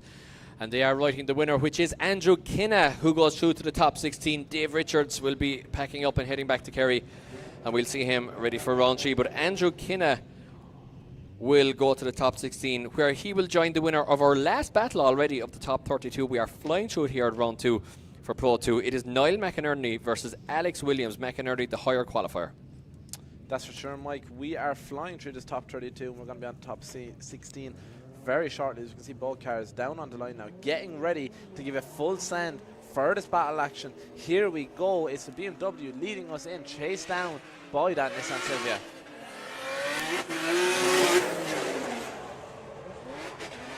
As Alex Williams and Niall McInerney are out there on track. Niall in the lead position, using the power in that E36 to get around there. Very shallow on zone 4 though. Lots of angle, lovely line here to 5 and 6. But the chase driver is right there with him. As he's going to make a huge drive to get up on the door. Isn't going to be contact, I'm unsure. Things are really starting to heat up here now as we get to the end of our top 32 battles. Look at this from the lead driver right out to the outer edge, foot to the floor, loads of smoke. A great run. Yeah, pretty much really nice lead line there from the Clareman, with McInerney the higher qualifier in 11th position. as we watch the replay once again, and nice inside line there for the chase from Alex Williams, trying to find the pocket of McInerney, and pretty much does so here in the first hairpin, which is an outside line, of course. Now McInerney then with a really nice line, almost Jason McInerney-esque, as he makes his way around the super technical Watergrasshill course. Very much inside line though from Williams there. Big mistake from the chase driver as he gets around zone 9, or totally misses it in fact. So yeah, I think overall we have to say a little bit of an advantage to McInerney here, who will now become the chase driver. We swapped them around, and we will have one more run for the top 32, and it's straight into top 16 action here for IDS Pro 2 round 2, where dreams are made and lots of money is spent. Yeah, I suppose that makes sense. Drifting definitely expensive sport. These drivers are fighting out now to get into top 16. Then they'll be fighting out to get into top 8, which gives them an opportunity to become King of the Hill 2026 on Sunday's action. Here we go as the lead driver leads us in, but the BMW is right there with us. Oh, bit of a stumble, understeer from the chase driver throughout this. Yeah, McInerney there with a big dive, did everything right, but as you said, had a bit of a correction. We'll have to look back to see if that was caused by the lead drivers. Both drivers are right on top of each other there. A little bit of a wheel drop there from Williams, causing McInerney to go right onto the door there. Both drivers now put foot to floor. You can hear the engines absolutely screaming here, hitting off the limiter in the Irish Drift Series as they full throttle cross the line. And it's going to be another interesting one, Adam. We have to watch the replay of this and see what happened exactly there in the first corner. That's for sure, Mike. I would like to be our judges on this one. There was some very, very good driving, but some mistakes as well from both drivers throughout both of those runs. I think Williams there washed very wide. McInerney was right in the pocket with him and didn't expect him to go so wide, causing a correction from the chase driver. Then Williams drops 2 wheels off of hairpin 1 around zones 5, 6. And McInerney then just struggling a little bit to get that proximity which he had earlier in the run, sacrificing 8 as a result. Overall then does find the pocket then just around the finish line and across the line, and I think Williams might have just been a bit scrappy. Guys, round of applause for Alex Williams and Niall McInerney as they get out of the cars. And top 32 action being very very clean, Adam, actually, for a top 32, I must say, here in Pro 2. It sure has, Mike. We've flown through it so far, so we have no major incidents yet. Well, was that a mistake from McInerney, or was it caused by Williams is going to be the issue here for the judges in the first corner. We saw a big correction from McInerney in the chase, but was it because Williams washed very wide, then lost a lot of speed unexpectedly in order to tuck the nose in for zone 2? Or is it just that McInerney went for a lot of steering wheel and the front tyre said, nah, no bueno? I'm unsure, Mike. I'm unsure. This is why I'm a commentator now, and we'll leave it to the judges, because this is quite a hard decision on this one. Yeah, definitely a tight one, but we do have results dropping in. Is it Alex Williams on the left, or is it Niall McInerney on the right? It's Niall McInerney on the right, the Clareman, booking his place in the top 16, where he will have the pleasure of facing off against Andrew Kinna, which will be another interesting, definite horsepower mismatch battle, but it'll be a very, very interesting one. So that is our top 32 guys already in the bag here at IDS Pro 2 Round 2 in Watergrasshill. As we go straight back to the line, it's all action here in Ireland. If you're watching online, this is pretty much how we run it, especially of the Saturday. Once again, we are back for Pro Action on Sunday tomorrow, where we will have James Dean out in his RX-7, as well as lots of interesting side shows, and of course the top talent in drifting in Ireland battling it out for the prize of King of the Hill. And if you watch round 1 at Japfest in Mondello Park, where we had Niall McInerney's brother Jason charging so hard towards the final there, and we had Jacob Krzyszak doing a great job there, taking the win. We had Dylan Garvey, the championship favourite, possibly bowing out early due to mechanicals. It's all action, and it's all been very, very interesting so far, and it's still all to play for, obviously. So definitely a very interesting round of the championship properly takes place tomorrow. So now every driver will have won a battle, guys. They're coming in hot, and it is none other than the guy I have tipped to take home top spot today. It is top qualifier Jake McElveen, but he has to get through second place in the championship currently. It's David Ford in the skyline. That's for sure, Mike, as we see both drivers give a full scent here. Look at this. The pace of that car is absolutely crazy. Right up against the edge of the wall there for zone 1.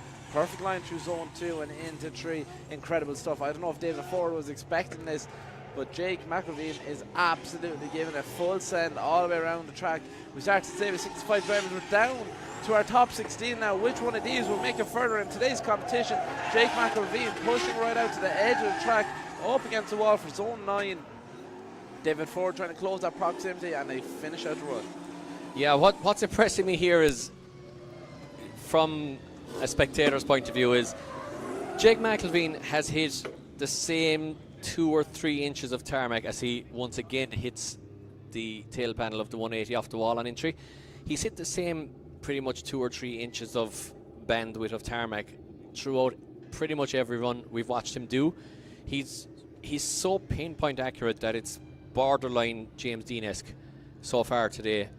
And I mean, it's Conor Shanahan, James Dean-esque. It's just so consistent, that level of precision, that level of consistency throughout a run, time after time after time. In, you know, track conditions will change a little bit as well. Grip levels will increase, decrease. The track rubber's up, the track temps change. You've got new tires, you've got part warns. I just think he seems like a guy who's super, super in control of the car. And as a result, I think should he keep progressing, that he's like looking at being a top 5 qualifier in Pro tomorrow. I absolutely think that is very much a high possibility. So it is, Mike. Will he have the power though to go to the semi-slicks? Has still the option to stay on the road tires, as we can see. Yeah, Dave Ford maybe taking a cool down lap here. That was a bit of a false start. I think things were going all over the place there. Yeah, well, as we said, guys, this track here in Watergrasshill, lots of slow hairpins that the cars are sideways through, not getting air. They're like wide open throttle coming out of those hairpins for quite a while. So it is one of the tracks I always found in my own car, at least, that builds heat like way worse than Mondello or even a car park track like Punchestown or Dunleary. Somehow this track just seems to really generate heat. So Dave Ford, yeah, is just maybe cooling down the big V8 turbo under the hood. Under the hood, man. Under the hood, Mike, as see him finishing under out the bonnet, if you're where I'm from. Down in Cork, by. Bonnet in Cork, exactly. I'm Cork man as well, just about, almost a Kerry man, but by grace of God, I am a Cork man. Unlike you, Adam, who you're a Limerick man who resides in Kerry, unfortunately for you, but I'm only joking. Loving Kerry myself, to be honest. Often head back west myself for an old spin. Beautiful spot, so it is. It is indeed, especially around Killarney there. And we are ready to rock. It is David Ford in David the lead Ford position. to lead us. Exactly. Now watch this. Let's see what. Let's see how good McElveen really is in the chase now, to see if he does have what it takes now to take top spot, or can David Ford. David Ford once again missing zone 2 there. He's been doing it all day, but he did manage to qualify, so he's not making a huge mistake in the eyes of the judges. McElveen now doesn't have to push it terribly hard, but he knows he does have a little bit of a stronger opponent in Ford here. He's second in the championship is Ford, so he's no joke. Consistently there from Jake in the chase position is absolutely crazy. David Ford in the lead position, you can absolutely feel the pressure, as we can see that 180 get right up on the doors. We can see some drivers clapping their hands around here. His dad here, Stephen McElveen, is up here in the spotters area with us, and he just gave me the wink there. He just knows. He gave me the knowing wink while he clapped his hands, and he just knows that Jake, his son, is after doing enough, and I think he's right. I think Jake is just looking great, and we can announce at this stage, guys, that it will be the top 8 who progress to pro competition tomorrow. So the top 8 drivers, which one of these 2 will be, progress into pro qualifying tomorrow. Pro practice followed by pro qualifying tomorrow, and we'll run you down the schedule as well if you haven't heard it online, or you can get it on any of the IDS pages. Just search Irish Drift Series on Instagram, Facebook, TikTok, etc., and you can see all the media coming out, and also follow your drivers. If you've seen any of these guys and you like their cars or you like their style, be sure to follow them on their own socials. And it is indeed Jake McElveen is the winner, guys, going on to the Great 8, knocking out second place in the championship, David Ford, in the process. And Jake McElveen looking for all the world like a pro driver who's at it with 15 years. Absolutely, Mike. Every time I see him out on track, he's looking stronger and stronger, and it's incredible to see. So I'll be looking forward to seeing him again. Once again, I just want to give a huge shout out to our sponsors, Lucky Day Competitions and Red Bull, for making this possible for everyone here in attendance, as well as all of our other sponsors as well. Yeah. So we can see our next 2 of the top 16 on the line. Yeah, it's going to be a close one. It is Erica Snavitskis versus Glyn McKillen It is the classic battle of E46 with an M54 B30 Turbo under the bonnet of Navitskas's car. That's a tongue twister. And Glenn McKillen in the more traditional S13 with SR20. Definitely a much more commonly seen back in the day combination of engine and chassis. And let's see which one comes out on top. Navitskas is the higher qualifier from 8th position. McKillen actually qualifying in 9th position as well. And once again, guys, the higher qualifier getting to lead first because they know how hard to push on the second half of the battle. So Navitskas leads us in. Navitskas leads us in here, as he always does, with a very solid line already, using the momentum and pace to get away from the chase driver there, Glenn McKinnon, trying to close that proximity. This is opportunity here now, as I keep saying, through zones 5 and 6. This is where he has opportunity. Oh, there's got to be contact. Glenn McKinnon holds it. Absolutely incredible from him, leaving that car glide up on the door of Erkis Navitskas, but Erkis Navitskas is looking absolutely fluid, getting around this track in the exact way that the judges told him to do so in briefing. Everybody give a round of applause for Erkis Navitskas and Glenn McKinnon. An outstanding battle. Yeah, great proximity from McKillen there over the finish line. That's exactly what we want to see here in IDS. Just door-on-door action and full throttle, full commitment. It wasn't so great at the start of the lap from McKillen, to be honest. He didn't have the proximity on Navitskas, sacrificing a few zones. But then, right here in the first hairpin, starting to really get aggressive, almost making contact, as you said. He dropped out of the pocket for a second, but found it once again around the second hairpin here as Navitskas makes a nice transition, and McKillen does that Watergrasshill transition right onto the door, which we've seen so many times, most famously maybe by Harry Kerr on Alan Hines a couple of years ago, where he lost not one but both of his wing mirrors. He was chasing Alan Hines so hard. So Watergrasshill, actually a really good chase track these days with the little modifications that have been made to the track over the years. And we're going to do it all over again, but this time it is Glenn McKillen to lead in Erkis Navitskas. It sure is, with Glenn McKillen half the pace to get away from Erkis Navitskas. Erkis Navitskas is so comfortable in his car. He knows how to pick up pace where he needs it. And look at him as he does it here, matching angle the whole way through, transitioning in to zone 5, all the way around for zone 6. Navitskas looking outstanding so far. The proximity opens up just a bit before zone 7 and 8. Erkis just cutting the track there a small bit, but Glenn giving him every opportunity to get up on the doors. He does so here as they cross the final zone. Yeah, Erkis Navitskas looking good there, I think, doing a really good chase, really calculated. Just seemed to have the measure of McKillen there from the pretty much first corner, and I think it's going to be a win for the Lithuanian driver, but we are not sure. Of course, we'll have to watch the replay once again with the judges and make sure that everything was above board, but I think pretty much Erkis just did okay. He did have a bit of a straighten there, to be fair. I missed it first time around, but might not be enough to overturn it, to be honest, because he seemed to be able to find the pocket real easy. If you remember, Glenn McKillen had that great finish but didn't quite have the proximity for the rest of the lap, so I think it's going to be in favour of Navitskas unless the judges see something different. They're watching it once again here, Adam. They sure are, as they look over with every single detail in their attention. As you see there on the leaps, when Navitskas was in the lead position, you can see Glenn making a mistake coming into zone 2 there, decelling a small bit, maybe catching grip or leaving his tyres a small bit too shallow on the inside. Possibly, yeah. So they're just watching the lead run once again. Closer decision than what it might have looked originally. Yeah, and I mean, McKillen had that.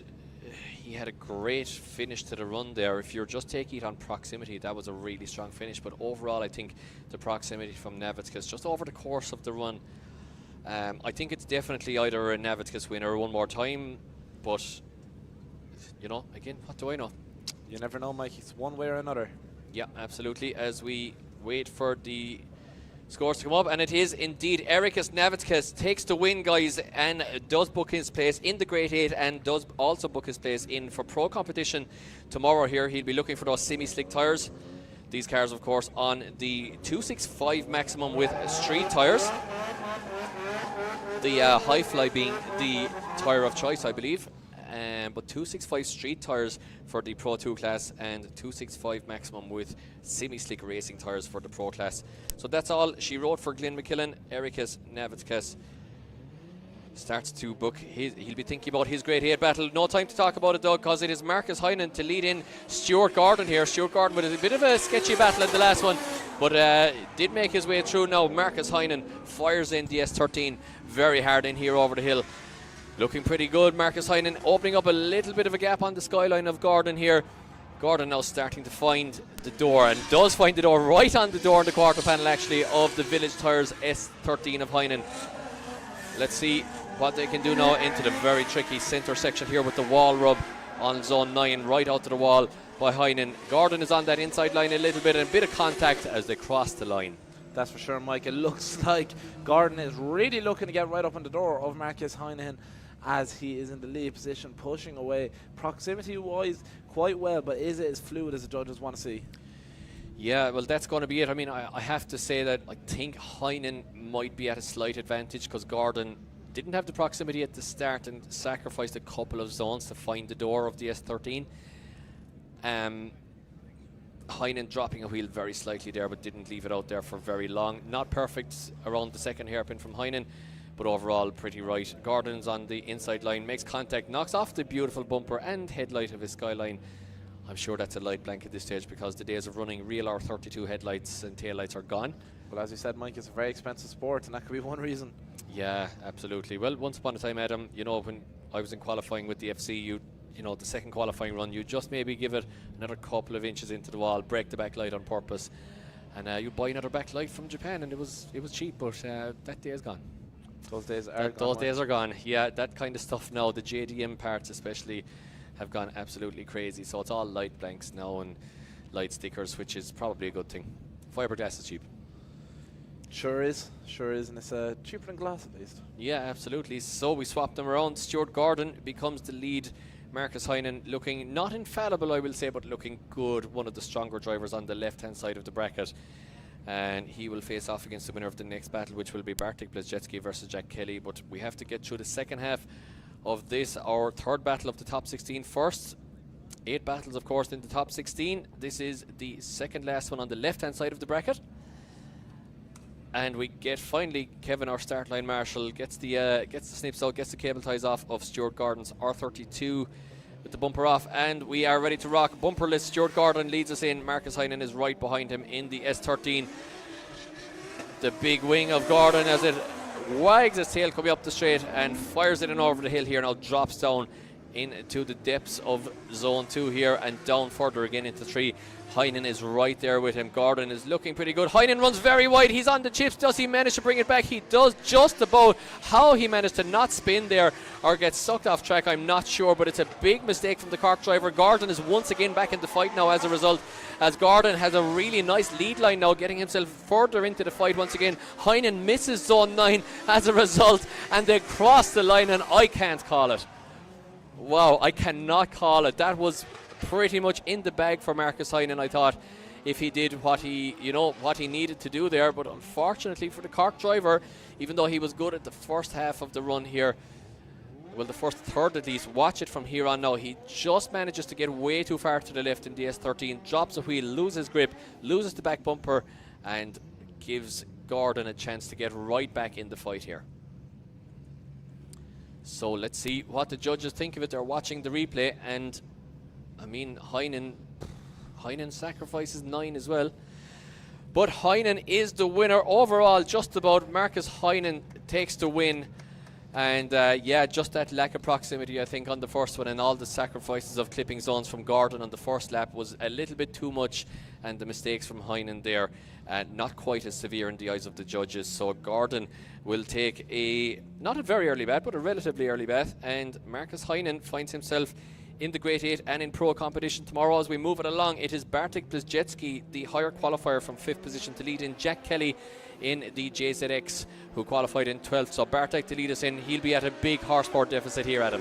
Huge horsepower deficit between these two cars, Mike, so there is. But Bartek is such an outstanding driver. Brilliant on the lines. We can see him all the way through into 1, 2 and 3 here. And Jack Kelly's not holding back. The less experienced than Bartek, with only a couple of years difference in their time of competing, but Bartek has always stood out. Look at him as he's right on the edge of the zone the whole way around, but Jack Kelly is right there with him into zone 9, through now to the final zone, into 10 and across the line. Yeah, great chase there from Kelly, you have to say. I mean, Bartek making it easy for him, doing everything right in the lead position, as we have all the spotters up here, along with Conor Falvey is in the tower here. We might grab him for a couple of words in a while. The Drift Masters driver taking second place in Mondello Park, just missing out on the win in Drift Masters there just a couple of weekends ago at one of the most exciting rounds of drifting I've ever seen in my whole life, and that's saying something. But look at this from Bartek in the lead position back to the present moment, pretty much painting the lines on the outside up to that point at least in the little BMW. Jack Kelly then struggling a little bit on the second half of the lap to keep the barge pointing in the right direction. A lot of that car to pedal around quite a narrow track here. There sure is, Mike. Quite a length difference between the two cars. An E36 going up against a JZX. You know, it's going to definitely favour Bartek now when he goes into the chase position. That he has lots of lots of doors to choose from to try to get up on. Yeah, he can. I mean, you can go front door, back door, whatever. It doesn't really matter. You can just choose whichever one. Stick it to it. Yeah. Stick it to it. Yeah. So let's see. I'm not sure he's going to be able to do that though with the horsepower deficit here, but weight comes into it here as well. There is quite a lot of JZX to pedal around quite a tight track here. So let's see if Bartek can. Look at him. He's jumping to start doing the intelligent thing here. Does he manage to get it up the straight? Bartek will need to go a little bit faster up the straight here because, yeah, Kelly definitely has a bit of a horsepower advantage, but Bartek still not letting him get right away. It takes the inside line here. Blazetsky with a very intelligent driving style here, but it's not enough ultimately to stick it to the door of the big JZX of Kelly, because Kelly put foot to floor, found the grip over the straight and starts to pull away from the BMW now of Bartek. Bartek going for the inside of the track here, Adam. Bartek sure is going for the inside. He's going for the front door, Mike, so he is, as he makes another dive here, coming through the final hairpin of the track into zone 10 and across the line. Yeah, finally the back door there of Kelly's JZX. The Mark II, my personal favourite of the JZX 90s.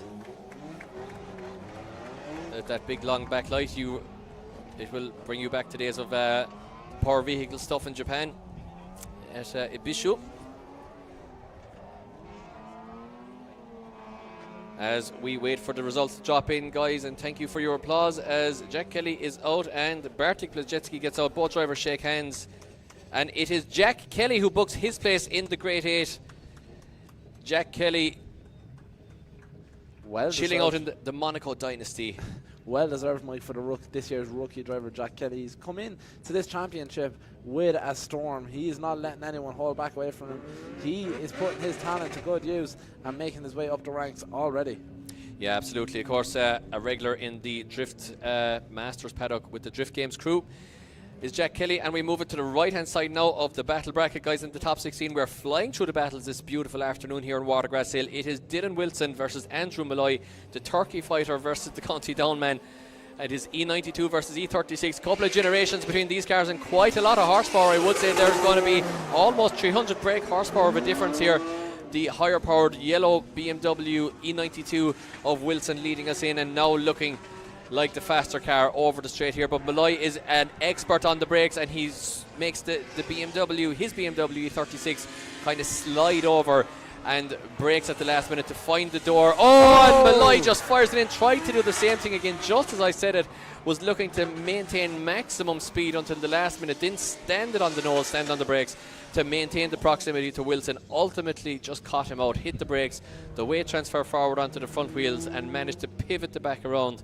And unfortunately for him, he just couldn't catch it, and very, very, very uncharacteristically for one of the Malloys, sends himself into a spin at him.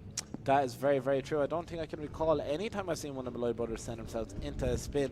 Into a frenzy maybe, but not a spin. Maybe so, but you can absolutely see why it's happened for Andrew here, as he's quite disadvantaged on the horsepower scale, so he's trying to give it everything, so you can kind of understand this one. Yeah, I mean, Dylan Wilson, he's currently 3, 4, 5, he's 6th in the championship. He's so consistent, and I've watched his progression. He's literally the king of the cone as well in Donegal, which is hilarious. But he's so consistent. I think he might be a dark horse for this championship. You know, it's going to be hard to get through the likes of McElveen, etc. But he might be a dark horse for this championship. And let's see. I mean, McElveen is actually quite nowhere in the championship after the first round.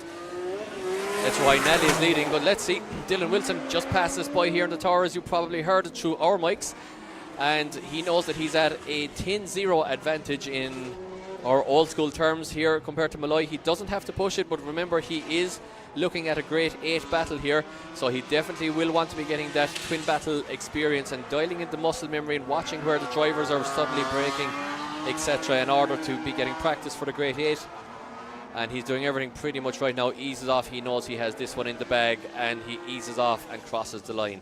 Now, I say that the only thing here is, unless of course the judges did see something unusual or something a little bit sketchy from the lead driver, if Wilson sent Malloy into a spin.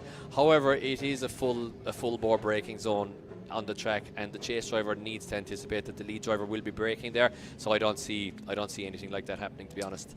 That's for sure, Mike. Quite a spectacle of a battle as well, being seeing this on track. Such a difference between the two drivers, but you can see the talent that both of them have. This really shows what the Pro 2 category is like here at the Irish Drift Series, because, you know, as we said, as Wilson feels his tires. Yeah. Guys, round of applause for Dylan Wilson and Andrew Malloy, and we can announce Dylan Wilson goes through to the grade 8. Andrew Malloy making the big trip down from County Down, just pretty much on the way to Bishop's Court there. Long drive for him, but he picks up top 16 points. He was a man in the hunt for the championship coming into the last round last year, and very consistent driver, so I'm sure we'll see him back at round 3, still in the championship hunt. Now to face off against Dylan Wilson, it'll be the winner of this battle. It'll be higher qualifier Justin Murphy on the left-hand lane, the right if you're watching it on screen, versus Owen Foran. So it is Kildare versus Kerry, and it is BMW versus Nissan, the classic Pro 2 formula. That's for sure, Mike. This one could go any way. Justin Murphy is on fire, though. Absolutely incredible driving for him. All day, all first round as well, making his way into the Pro 1s on the Sunday in Mondello as well. So I'm sure, I have a feeling I'm going to be seeing Justin Murphy in the Pros again tomorrow. You sound very sultry, Adam. You've got a lovely deep voice today. Thank you very much. Might be the fact I'm a bit ill. Give him Barry White. Yeah, a bit of Barry White, exactly. Yeah. Right, Justin Murphy leads us in. Lots of horsepower on the grid for a Pro 2 grid, that's for sure. Just listen to the 6-cylinder scream as they pass us here in the tower. Beautiful line here from Murphy. Does he manage to keep it tucked in? Does just about. Maybe leaves the zone a tiny bit early, but overall the right idea there from the Kildare man. Now as Foran starts to look for the door of the BMW as they make their way around the first hairpin. Full throttle, full bore stuff here in IDS round 2 Pro 2 in Watergrasshill. Can't even see Foran in the smoke of Murphy as he pops back out on the right hand side. Beautiful scenes here, and round of applause, guys, as they cross the line. Round of applause for sure. Well done to Owen Foran there in the chase position. I like the level of driving experience here is a small bit different, to be fair, especially within these chassis for both drivers, and Owen Foran was able to put it up to Justin Murphy there somewhat. Yeah, definitely. I mean, a good showing there from the Kerry driver. Double purple cars, just different shades of purple really on the grid. And yeah, I mean, would you call Justin Murphy's car? You wouldn't call it burgundy, no, it's purple. Burgundy is like a very old person color. It is. It's a burgundy twin cam. That's what you wanted back in the day. Burgundy twin cam. If you're watching abroad, once again, twin cam is Irish for AE86. And a UK spec one would be a burgundy coloured UK spec twin cam. That was quite a thing to have. Probably still is, to be honest. Fair enough. Yep. Well, we speak of people watching from abroad as well. A huge shout out to all our American viewers tuning in on the stream right now. I'm sure it's quite late in the evening there for them, but a huge shout out to you celebrating 4th of July today. So we hope you're enjoying it to the absolute max as possible while you watch the Pro 2 probably here in Ireland. If it's the 4th of July celebrations going on, they're probably already drunk and enjoying the stream. That's very true. Yeah, absolutely. So we get ready to rock with the second half of this battle, and it is Owen Foran, the Kerry man, to lead us in. Justin Murphy is in hot pursuit on the BMW. Look at this from Murphy. He's right there now. He will surely find the rear of Foran's car, although Foran now is using the 180SX to good effect here. It seems to still have a bit of pace here, Adam. He sure does, Mike, but Justin Murphy very, very fluid. Not maybe as close on proximity, but he's right there with him, matching the line and angle perfectly. As they go through zone 9 now and into 10. Oh yeah, what a finish there, guys, from Justin Murphy right on the door, giving us great scenes here in Watergrasshill. Exactly what we want to see. I'd say the purple car wins. The purple car wins, exactly. As we watch back on the replay here, judges with a lot of deciding to do in this. Could it be our first one more time of the Pro 2 round 2 action? I'm not so sure, but we will know in a minute because the judges will be dropping in their scores. They're watching it very closely here. I think it's a very close battle from both. Very tidy battle, and what fantastic tidy battles we actually have had, guys, from the top 32 in, as Murphy and Foran there enjoy the sunshine down on track, talking about their battle and having a chat on the car. I'd say they're talking about points. Might be points later on. Exactly, it could be. It is Ireland. July set of ratings, you know? Yeah, as my old friend Simon Michael Moore from Australia said, he came over for the Irish Drift Championship and he competed in the Irish Drinking Challenge, is what he said on Facebook as he shared a memory the other day. And it is Owen Foran who goes through to the Great 8. No way, Mike. Absolutely incredible for Owen Foran. The man from County Kerry really showing his talent here, taking down the top of the championship so far. Yeah, Justin Murphy here, guys, he was top of the championship coming in to round 2. David Ford was second in the championship coming into round 2. So that means that first and second in the championship have both now bowed out in the top 16, meaning this championship is now absolutely wide open, and I guarantee you heading into round 3 it will be pretty much a dead heat between 4 to 5 drivers. So that is fantastic for the championship. Not so fantastic for Justin Murphy, unfortunately, who does bow out in the top 16. Owen Foran will be delighted with that result as we move it along to the bottom corner of the right-hand side of the bracket. Second last battle of the top 16. It is young Jamie Hines to lead in young Clark to lead in young Jamie Hines, in fact. That is for sure, Mike. Two young guns here. About to give a full set, and look, that's exactly what's happened. Clark Hatton right there out on track, missing zone 2 but getting into zone 3. Jamie Hines right there with him, keeping consistent proximity as we get into zone 5 and zone 6. Jamie Hines taking the opportunity of the decel to get right up on the doors. He appears from the other side of the smoke. Jamie Hines right up on the door of Clark Hatton. Clark Hatton trying his best to put his foot to the floor and get away from young Jamie Hines, a young man from County Galway. Look at this, but Jamie is not letting him go. Yeah, great run there from both drivers. You know, these are two young guns. You don't want to see them meeting so early in the top 16. Either one could have a podium in them, possibly a win. But meeting in the top 16 they are. That's the way that the qualifying decked it out. That's for sure, Mike. That battle right there is final worthy. Yeah, it is absolutely so. I mean, Clark with a very, very good lead line there, but young Jamie with a fantastic chase throughout, maintaining really consistent proximity as well, crucially. Not ducking and diving and finding the door and dropping back.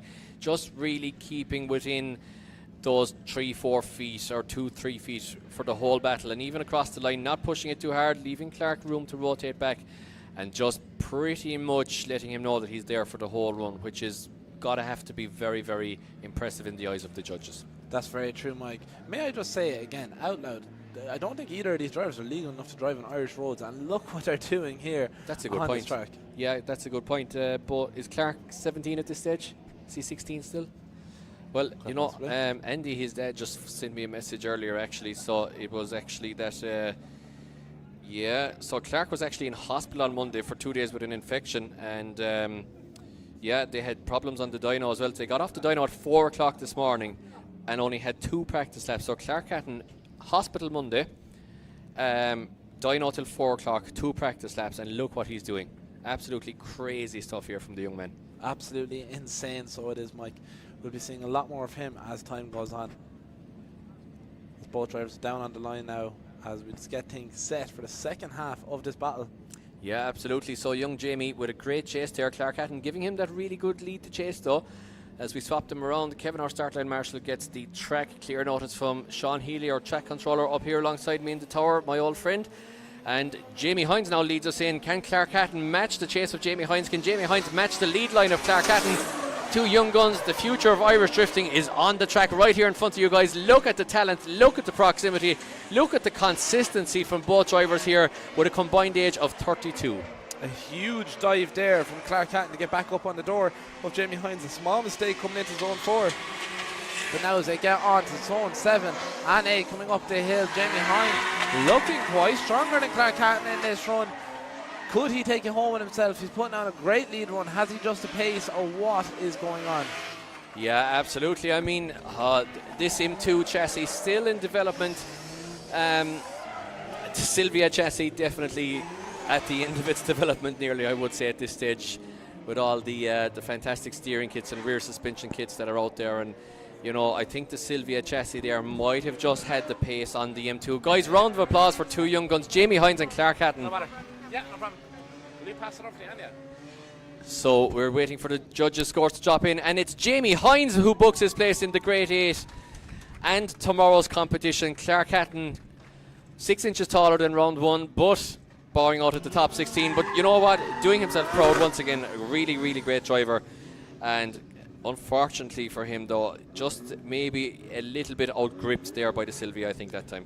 That's for sure. Jamie Hines really pays attention to setup on his car, so you can see it really come into effect there on that. And Clark Hatton, we'll be seeing lots more of him again, that's for sure. We will indeed. So look at this for a horsepower gap. It is Niall McInerney with the NA BMW in the chase lane versus Andrew Malloy with, or Andrew Kinna, sorry, in the Altezza with the 800 brake horsepower when he wants it.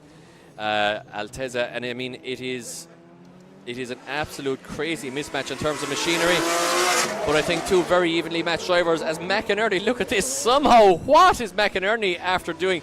He finds the side of what happened there. I mean, how is he even in the conversation? I'm really unsure, Mike. He makes a huge drive up into the door of Kenna here, going through zone 5 and 6. Kenna is probably shallow.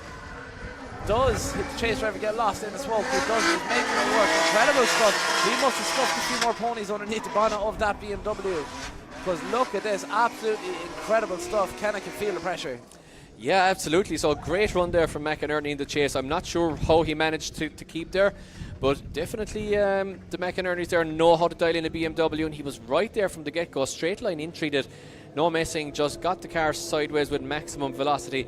Now let's see Kinna putting foot to floor over the straight, and the DRT Automotive built and tuned Altezza doing all the right things in the lead pretty much, but he just can't shake the little BMW of McInerney somehow. McInerney pops back out of the smoke. Okay, sacrifices the outside line on zone 9 significantly to find the door, but everybody's doing it when they're in the pocket, and crosses the line right there with him. So I don't know, Adam, that's crazy work from the chase driver. Incredible stuff. It could go absolutely any way now, Mike. So it is. We're coming close to the end of our top 16. So it is, before we move on to our grade 8, where we'll really see the level of driving go up. Yeah, and once again, a place in the pro competition tomorrow at stake with this very run here for the last place in the grade 8, and it is Niall McInerney to lead in Andrew Kinna over the hill here in Watergrasshill. Flicks it left, flicks it back right. Kinna now needs to be right there with him because McInerney gave him absolutely no space in the first run. That is for sure. Niall McInerney using every bit of clutch he has left in that BMW E36 to get away from Kenna on the top straight. But Kenna found that proximity right there. He's consistent now all the way through. We're now going on to zone 7 and into 8 up the hill here. Kenna comes to practice small, but he's feeling the pressure. I'm not too sure as Niall McInerney tries to get away as we go up to our final zone. And there we go. Yeah, great run from both drivers. Very, very evenly matched, I must say. Especially in terms of, if you look at the chassis and horsepower, the crowd loving that one, getting the applause going here for Pro2 action in Watergrasshill. And nice, healthy crowd here for a Pro2 day, that's for sure. And we'll see a packed house here tomorrow for Pro. And the judges just pointing out a little bit of a handbrake drag there from Kinna as he came around 4. Kieran Hines just pointing out a couple of the nuances of the runs as we watch our replay back here in the tower. And yeah, I mean, overall, even McInerney possibly having a little bit better proximity towards the end of the run, believe it or not. So waiting for the judges to watch the replay again. So now, Mike, if I was to watch us back over and over 10 times, I don't think I'll be able to separate these two in regards to who takes this home. But everyone here in attendance, make sure to give a huge round of applause to Andrew Kenna and Niall McInerney after that incredible battle. Yeah, and guys, if you are looking to meet us for Pro action tomorrow, the schedule on Sunday is we are starting qualifying at 11:15 a.m. and we will be finished qualifying for 1 and then straight into top 32 action at 2 p.m. We'll have a little bit of a show going on as well. Of course, we have James Dean here in the amazing 4-rotor RX-7. James living just about 50 minutes up the road from here, if even, to be honest, and making the short trip down here to Kart World and Adventure Park in Watergrasshill to put on a savage demo for us with that mad RX-7 FD. And yeah, we're back into top 32 battle action at 2 p.m. and we'll have demos throughout the day, top 16 action from about 10 to 4, and we are finished the podium at about 5:45 p.m. tomorrow. So a full day of action here for IDS Round 2 Pro tomorrow. Be sure to tune in if you're at home on YouTube, or be sure to make your way down here, guys. Support Irish Drifting and catch a fantastic day's entertainment while you're at it here in Watergrasshill at Adventure World. Adventure Park at Kart World. Thank you. No problem at all, I was right. struggling there. But Adventure Anytime. Park at Kart World. Sure is, so it is, but we Adventure World at Kart Park. Is it? oh, now you're getting confused. Too warm for this now, Michael. It's getting too warm, exactly, as the judges now their brains are overheating here in the tower. Kieran Hines, his ECU is on overload as Andrew Kinna does go through to the top 16. Niall McInerney with a valiant effort, guys. Let's hear it for the Clare man, putting up a huge fight there against the Kildare man, but ultimately not enough, and it's going to be Andrew Kinna versus young Jamie Hines in the Great 8, and what a fantastic battle that'll be. So that does mean that we are stacked for the Great 8, guys. We have Jake McElveen, and you'll see this now, guys. You'll have watched it through with us. You'll hear all the names coming that you've seen, the guys who've stood out so far. It's Jake McElveen versus Erikas Navitskas. It's Marcus Heinen against Jack Kelly. It's Dylan Wilson against Owen Foran, who'll be delighted to be here. And it's young Jamie Hines against Andrew Kinna, who we just saw. So it's going to be a stacked Great 8, genuinely. And all 8 of these drivers will make it through for qualifying action tomorrow morning in the Pro competition. So if you have watched the battles this afternoon, be sure to tune in just after 11 a.m. Irish time tomorrow to catch these guys sticking on the semi-slicks on the rear maybe, and getting the cars dialed in for Pro grip tomorrow and Pro commitment in over the hill here in Watergrasshill. And Adam, it's Great 8 time. It sure is, my Great 8. We started today with nearly 65 drivers, and we are now down to the Great 8. Absolutely outstanding stuff. We've seen this time and time again in the Pro2 Championship. This Great 8 are a lot more than just Pro 2s. They have the possibility to go all the way in the Pro 1s and take a podium spot. Yeah, absolutely. The graphics opposite there, so it will be McElveen, our top place qualifier, to lead in Navitskas, who has qualified in, where has he been? He's in 8th position in qualifying, so very high qualifier as well out of 65 cars.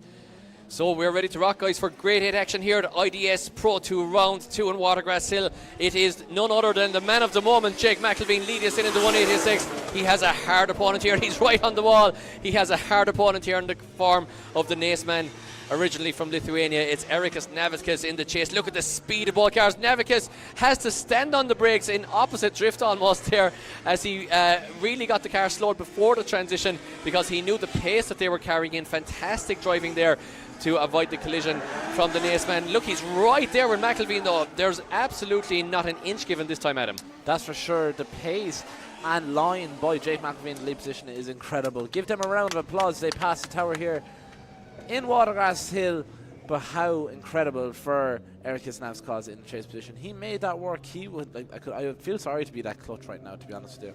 But I'm sure there's plenty of clutch kicks there to get up on the door. Yeah, turbo BMW engine under the bonnet there, and well, I actually said it to him that night in the Nace Court that it's been really reliable for you, and he started laughing. He was like, it's just you don't see it, he said. So I think lots of gremlins sorted behind the scenes there, and with the guys to get it to this point that it does, go out for these top 32 very, very hard afternoons, and still keeps singing.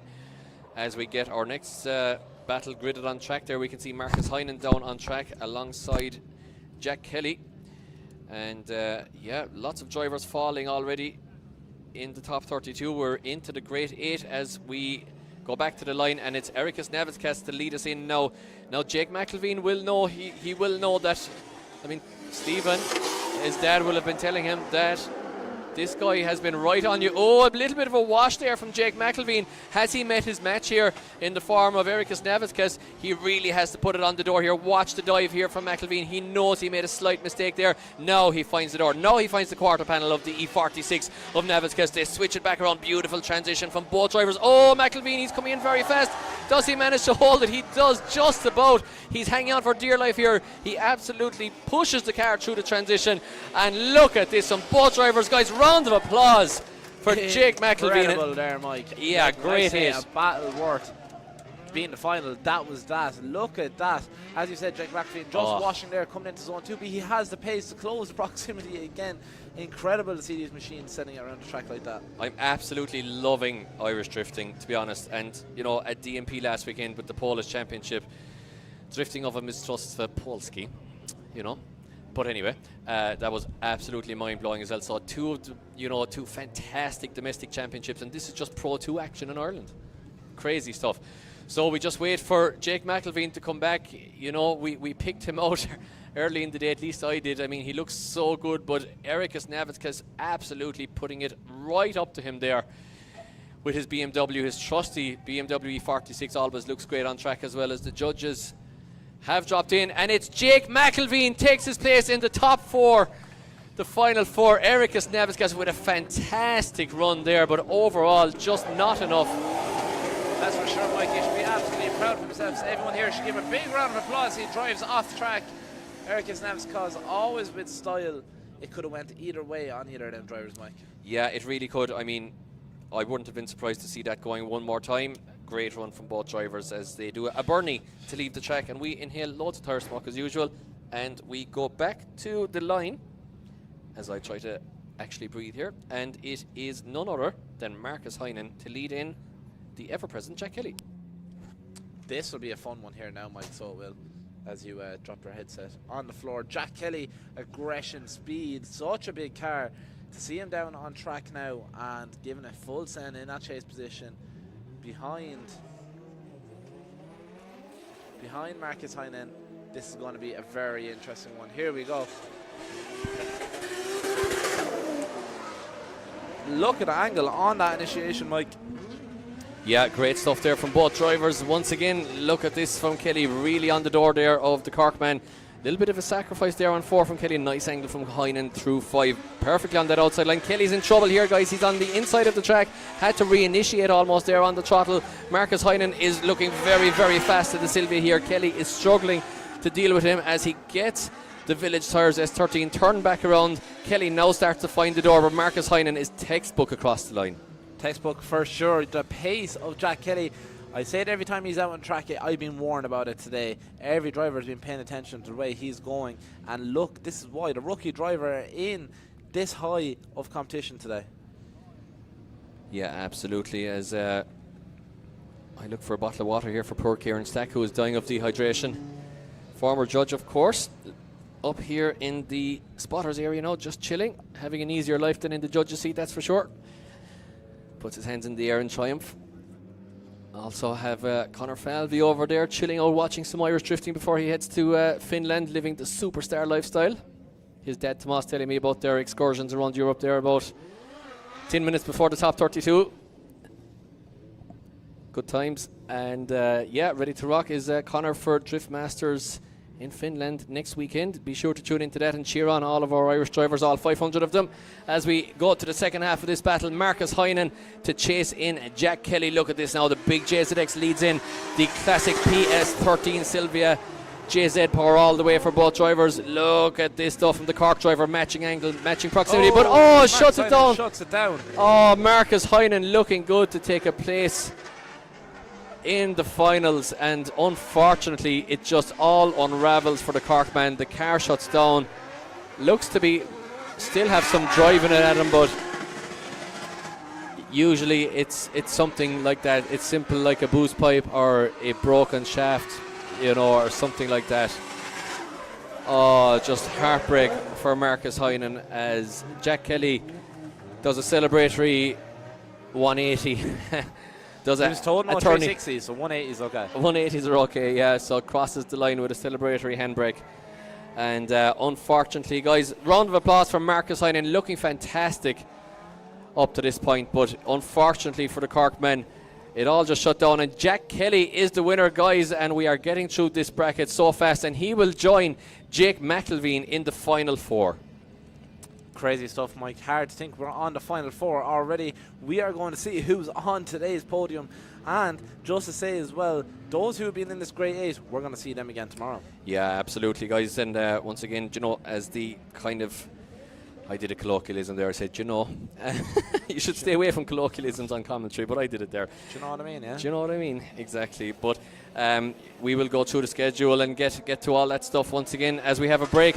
But there is no break here in the grade 8 because Dylan Wilson is leading in 0-4, and here it's E92 versus S13 in the form of a 180 SX. And look at this, the Turkey fighter looking beautiful in the sunshine. Wilson sacrificing a couple of zones. He's struggling to deal here with the pace of Wilson. Can he get back online? Can he get on the door?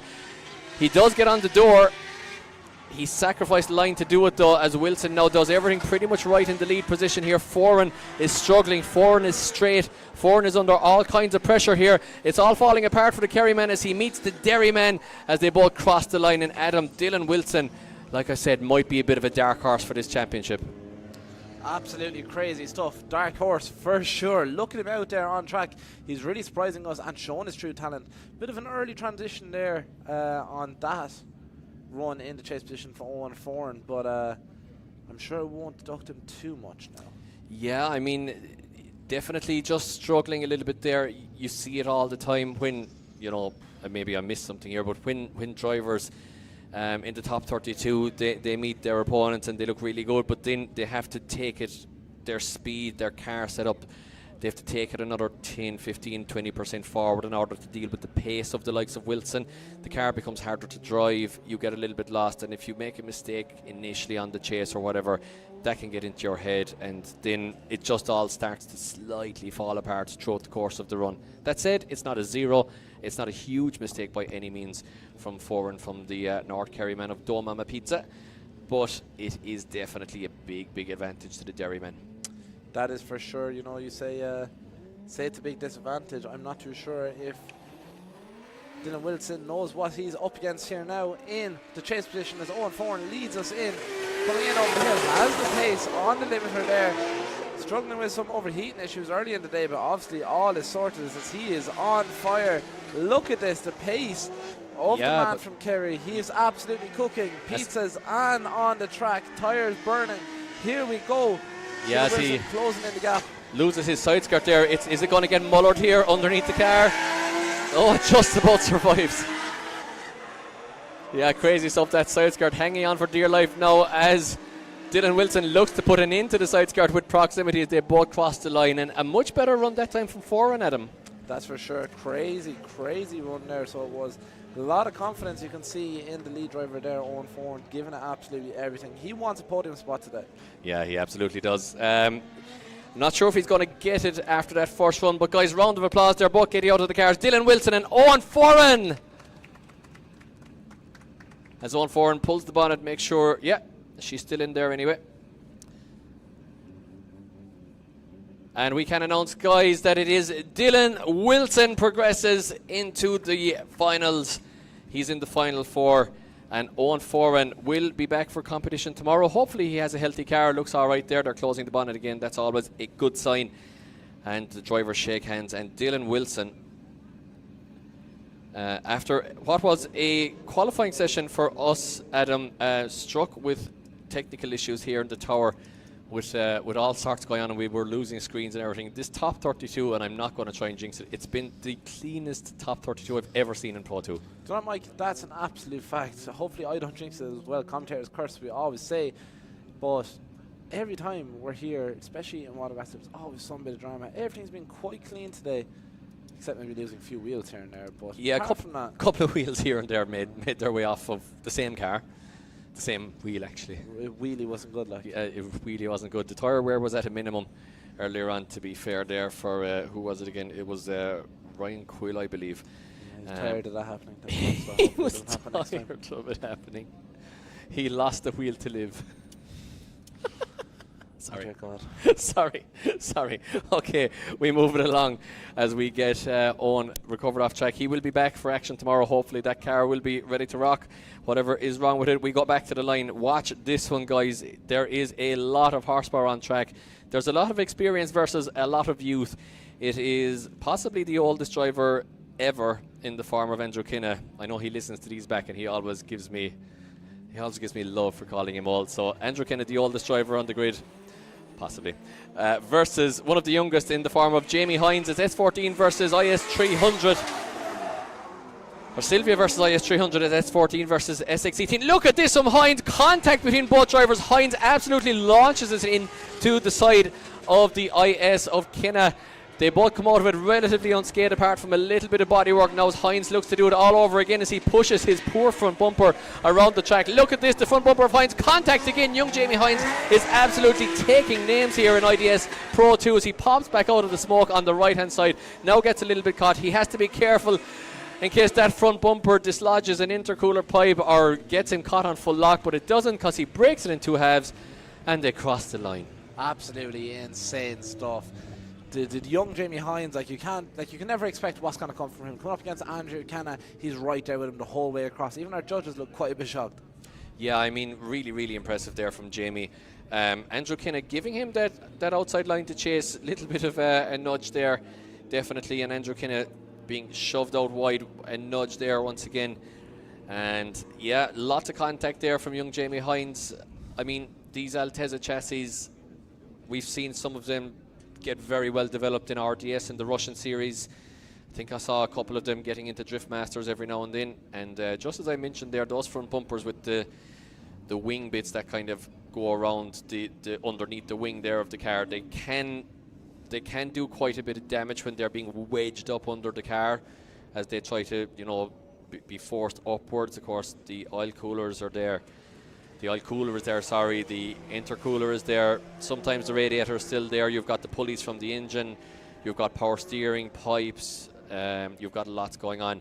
So the judge is just looking here. I mean, Andrew Kinna wasn't on a bad line. If he ran very wide and Jamie hit him, you'd say it's definitely the lead driver's fault. But he was a tiny bit wide, but not on a very wide line. So I think, they have to say that he was pretty chaseable there. Now, let's see here. Kinna runs very wide. As we actually, go back to the start of the replay again if you're watching on the stream. Guys, if you're here in the flesh in Watergrasshill, get out the phones. You can see this replay running over and over again as the judges watch for this contact. I mean, Kinna was running wide, but I think he should have been chaseable. To be honest, he didn't seem to do anything very unusual or no sudden braking. But then again, judges might see it a different way. Kinna drops a couple of wheels then on the first hairpin. Hines is absolutely pinning it with the bumper underneath the front of the car and pops back out of the smoke once again with the bumper under the front of the car. Big correction from Hines then in the chase position, almost straight, struggling with that bumper, maybe impeding his steering, and they cross the line. So overall, a couple of mistakes there. It's going to come down to whether the judges think that those contacts affected the run or not, and if they did, whose fault they were. But we'll know soon enough, because we are ready to rock for the second half of this battle between young Jamie Hines to lead us in and Andrew Kinna. Here we go, Mike. It is Jamie Hines in lead position. He has quite a lot of pace, but does Andrew Kinna have it to keep up with him? As Andrew Kinna slowly letting the gap open up, proximity widening, but will he make that dive here through zone 5 and into 6? Jamie Hines not paying attention to what's coming behind him. He's just finishing out his run, doing a textbook as he always does. Young Jamie Hines, great character in the pits, great driver on the track. Same with Andrew Kinna. And look at this from Andrew Kinna, trying to cut the track, being tactical here, trying to close that gap, but unfortunately it does not work out. Yeah, I mean, if you look back, everybody that's battled Jamie Hines so far, he seems to have the pace on them. He's won every battle so far through sheer pace. Now, does it come against him here? Was he over-aggressive? Are the judges going to err on the side of cleanliness versus aggression? I don't know. But I think that aggression might have worked for him, to be honest. So, guys, let's hear it for young Jamie Hines and Andrew Kinna. Big round of applause, well deserved by both drivers. It's a very interesting one. See what the score comes in, Mike. The score has come in. It's young Jamie Hines goes through, guys. to the final four. Andrew Kinna will be back tomorrow. He'll have all the horsepower in the world for those semi-slick tyres, and I think they'll suit that chassis actually, to be honest. So looking forward to seeing Andrew Kinna back tomorrow. And young Jamie Hines, if Andrew remembers, because he's getting quite forgetful at this stage in his old age, so if he remembers to show up tomorrow, it'll be good to see him. Absolutely, it might be incredible. As we move on to our next battle, we're getting quite close now to our final. We are indeed, yeah. We're absolutely flying it through the final four there, and the judges just erring once again on the side of aggression for Jamie Hines. Those bits of contact not really affecting the line of the lead driver. Andrew Kinna doing a great job in the lead line just to stay in it, not really letting it affect him, and the aggression being awarded by the judges despite the contact, and young Jamie Hines progressing to the final four. So guys, 65 became 32, 32 have now become 4, as we see the marshals laying down, getting some sun. Guys, a round of applause as well for the marshals and all the media teams standing out on track all day, making sure that this event can happen. And yeah, just they just get paid in beer tokens for later on, I think. But yeah, no, all jokes aside, great crews there, and all doing a fantastic job. As Kieran Hines bumps into me here very rudely in the tower. And that does mean so that our final four is stacked, and it is none other than Jake McElveen, who I tipped for the win from the get-go today, versus Jack Kelly in the JZX, battling his way to the final four. And it is on the right-hand side, Dylan Wilson, who has looked great in the E92 all through the battle bracket, versus young Jamie Hines, who we just saw on track, who will be getting his S14 retired, refueled, checked over underneath on the front with the geometry checked, I'm sure, and everything. And we will be ready to rock in for the final four here at IDS Pro 2 Round 2 in Watergrasshill. We'll take a little bit of a break, guys, until we get back in action. We'll run a couple of ads, and we'll be back as soon as Jake McElveen and Jack Kelly have their cars retired in just a couple of minutes' time.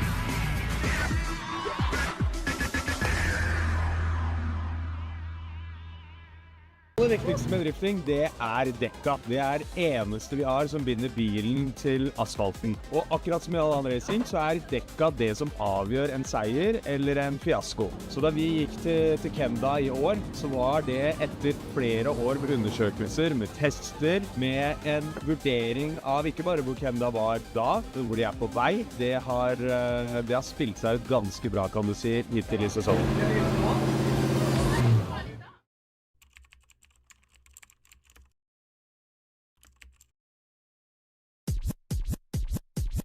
Check this out. Okay. I look good. Okay. On the street and I got my swag on. Okay. Get the money, gotta get my bag on. Okay. Triple back.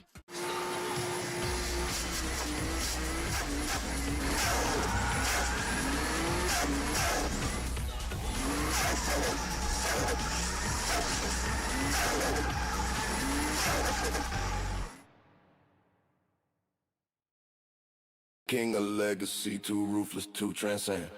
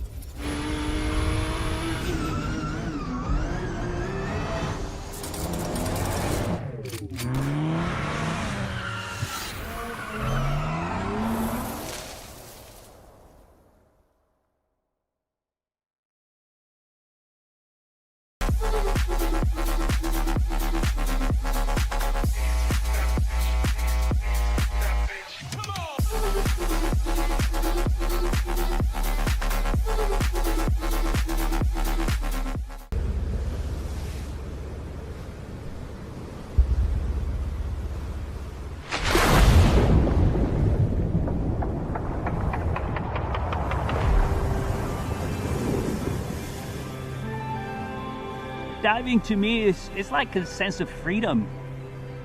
Nobody forces me, nobody pushing me. I choose to do it.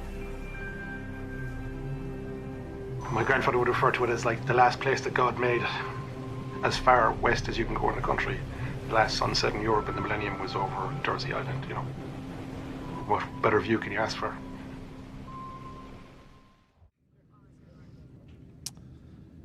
Hello guys and welcome back to IDS Pro 2 Round 2 here in the beautiful Watergrasshill sunshine of this Saturday evening. My name is Mike Fitz and I'm joined here with Adam Driver, and we have whittled it down from 65 drivers to 32 and down to the final 4 here in Watergrasshill. Jake McElveen, your highest place qualifier, has battled all the way to the top 4, and he has been joined by Jack Kelly in the big 4-door Toyota. And you know what, Adam? It's been a very, very exciting, a very clean top 32 so far. Hopefully we don't jinx it, but it's been super entertaining, and it just goes to showcase the talent in depth that we have, thankfully, in the Irish Drift Series. So not Mike, we always talk about how great the Pro 2 Championship is and how hard the drivers drive. You can just see the precision and like how dialed in all these drivers are here today. Because like you said, there's been no trouble all the way through top 32. Yeah, absolutely. Well, usually in Watergrasshill we do see quite a few heating issues, especially in the sunshine, but it's looking good so far as Jake McElveen looks to heat his car quite a lot there with a standing burnout, getting all the temperature into the tyres. Of course, these tyres do have an operating window. It's not just get as much heat as humanly possible. They can overheat as well, but that's quite hard to get them to do. So Jake McElveen, the higher qualifier, qualifying in first position to lead us in our final 4 here. Spot in the final up for grabs here at IDS Pro 2. Round 2, and Jack Kelly is ready to rock in the chase position as well. McElveen leads us in. Let's ready to rock here, guys. Full throttle up the straight from both drivers. They're banging gears. McElveen absolutely fires the 186. Once again, touches the wall with the back of the car. Fantastic stuff. Jack Kelly was right there with him, but a big straight in here from Kelly. He can't deal with the pace of the 186 at him. That's for sure. Jake McElveen definitely has the pace. We've seen it all day. And what a spin by Jack Kelly in the chase position. He was trying to send it as hard as he could, and unfortunately ended up sending it a bit too much over angle as we see McElveen finish out his run. We've said it early on today, Mike, he topped qualifying. Could he now make his way into the final and take that trophy home as well? Yeah, I mean, he's just not making mistakes, is he? He keeps hitting the same patch of tarmac. He's just been absolutely flawless all morning and afternoon, has young Jake McElveen, at just 18 years of age, I believe, Adam, if that's correct. And yeah, crazy stuff. Jack Kelly looking very good all competition, but once again, when you really come up against the really top guys, you have to take it up a notch, and sometimes it just can be a little bit too much of an ask, depending on the conditions and the grip levels, etc. That's for sure. Like, even saying that we're comparing both of these drivers in the same conversation is quite incredible. You know, Jack Kelly being a rookie driver this year coming into the season.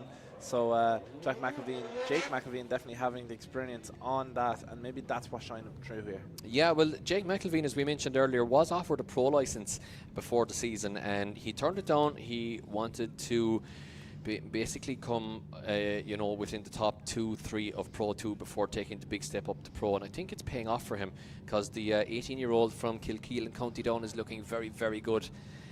Doing his plumber's apprenticeship now as well at the moment, so making his way out into the drift world and the world in general. But he's looking good, and he's looking like he's really learning his trade here, Adam.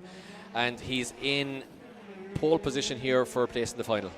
That's for sure, Mike. This time we can see Jack Kelly. It looks like sitting on a 10-0 at the moment. Can he force a mistake from Jake McElveen? I highly doubt it. Jake McElveen looking incredible all weekend. But you know what, Mike? There is quite a bit of pace difference here.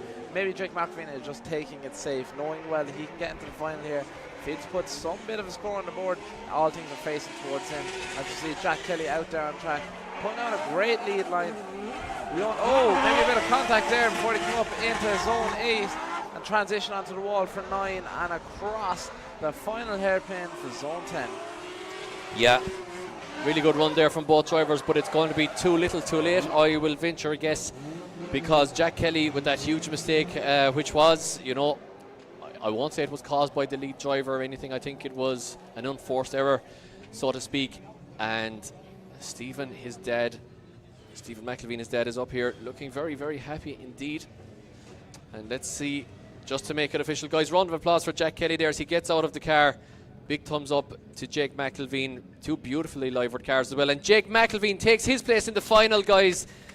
Huge result for the County Down young men, as Jack Kelly drops into the 3rd, 4th place playoffs.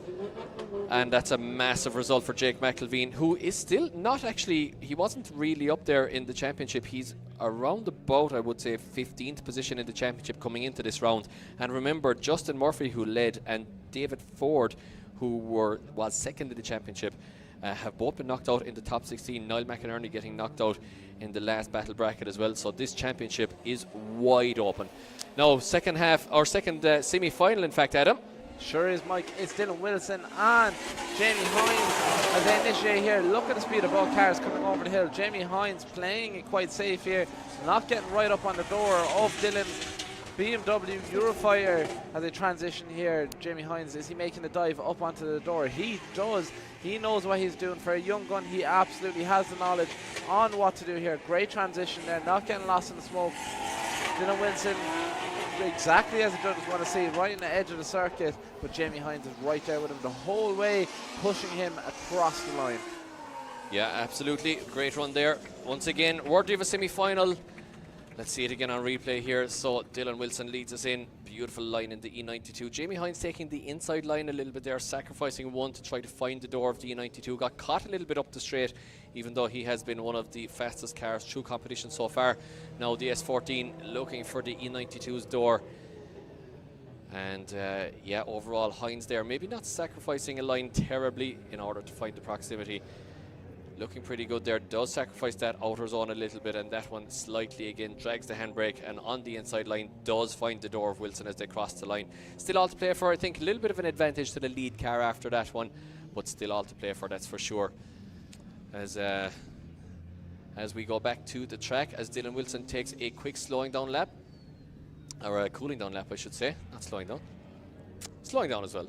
Yeah, technically slowing down but cooling down. Yeah, absolutely. And as we always say, the heat really tends to hit these cars in the afternoon, when, you know, that afternoon sunshine really bears down on them, and the chassis and the engines have absorbed loads of heat. There's less places for the heat to dissipate through the shell, and The cars are just absolutely boiling to the touch. Even if you touch the sills of the cars, they can be really, really hot at this stage of the afternoon after competition. So it does take a little bit of extra cooling to get the water jacket and the oil temps down. You know what, you could swap the words car there for Adam Driver, because I'm overheating as well. Are you overheating? But look at this on track. It is fire. This is a bit of overheating. Jamie Hines in lead position flicks it in. Dylan Wilson right there with him, Mike. Yeah, absolutely. Look at this from Wilson here.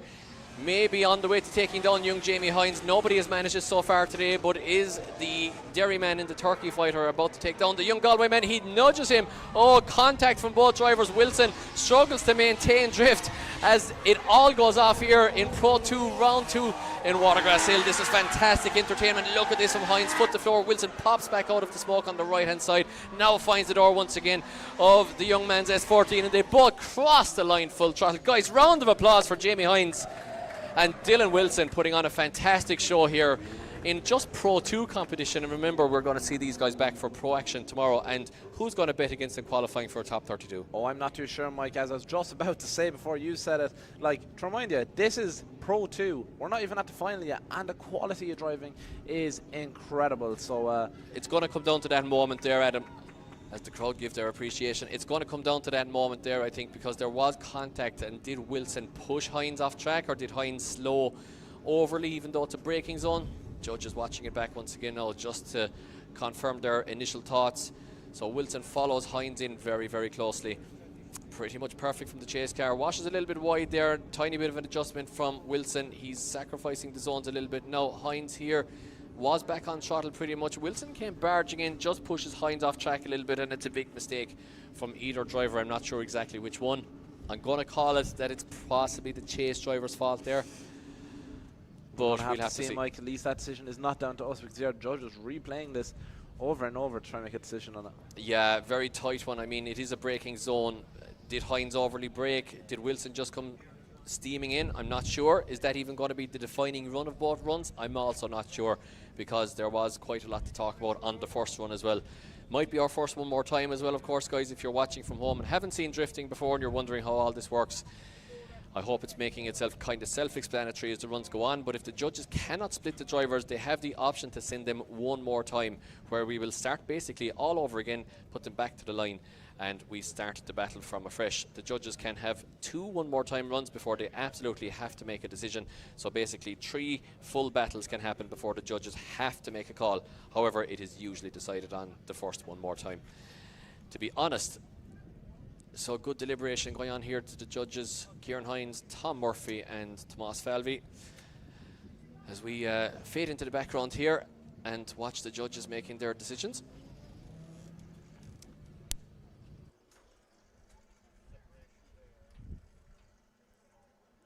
So yeah, a lot at stake here, placing the final and a guaranteed trophy, which is a hard thing to come across in Irish drifting, at stake here as well, for at least second position for the winner of this one.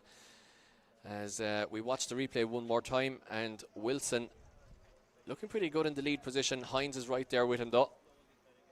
Sacrificing a couple of zones was Hines there, but a lot of the chase drivers are doing that and getting away with it with the proximity. So overall, really clean run. We swapped them back around for the chase now, and this is where it all goes down, to be honest. Now Hines gets the whole shot, but Wilson then makes the ground back up really quickly. Straight line entry, finds the door very quickly of the S14.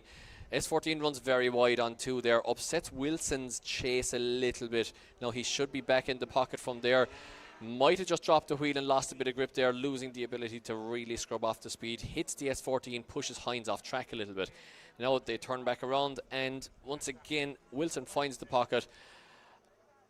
Let's just wind it back here and watch exactly what happens. Very cool shot, seeing the tire smoke going backwards and back into the tire there. A little bit mad looking. So we're winding it back to that incident once again.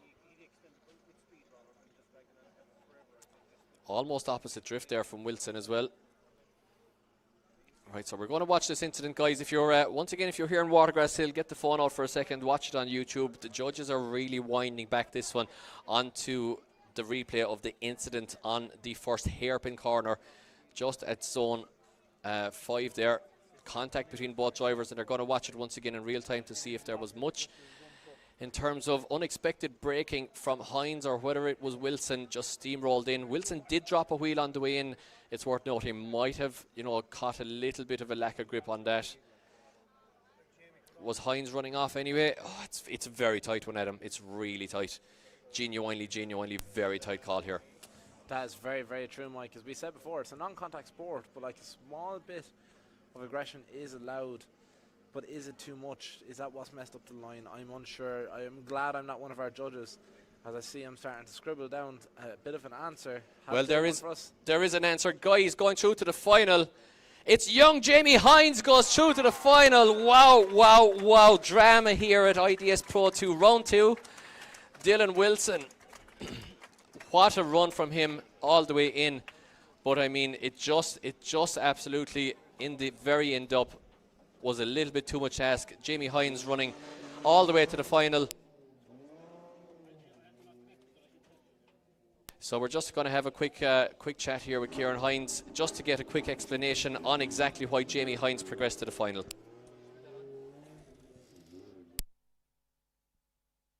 Yeah, a really close one there, and we had to go back over the replay. It all hinged really on the contact going into the first hairpin. We noted that Jamie, he was a little bit wide on clip 2. So was Wilson when he was actually leading, going through clip 2. But that put Jamie a little bit early to clip 3. And then when he's transitioned out into 4, he had to touch the foot brake to slow. So we were looking to see, was that the reason why Wilson actually touched him and pushed him wide? But looking back at it several times, we've come to the conclusion that even though it was he was slightly touching the foot brake there, it wasn't excessive. An impossible call to make in a way, but because it is a decel zone, the lead car is allowed to decel there, and for us to blame the lead car for causing that contact, we'd want to see a very major decel. That contact pushed Jamie 2 wheels off, and even though Wilson had to run one with proximity on his chase, that one mistake was enough to overturn it and send it back the other way. So very, very close one, marginal, but in our opinion, Jamie did enough to take that one. Thank you very much, Kieran Hines, our head judge. A great explanation there as to why we see young Jamie Hines going through to our final today. Some incredible driving so far, Mike, all the way since our top 32. The battles have been insane today.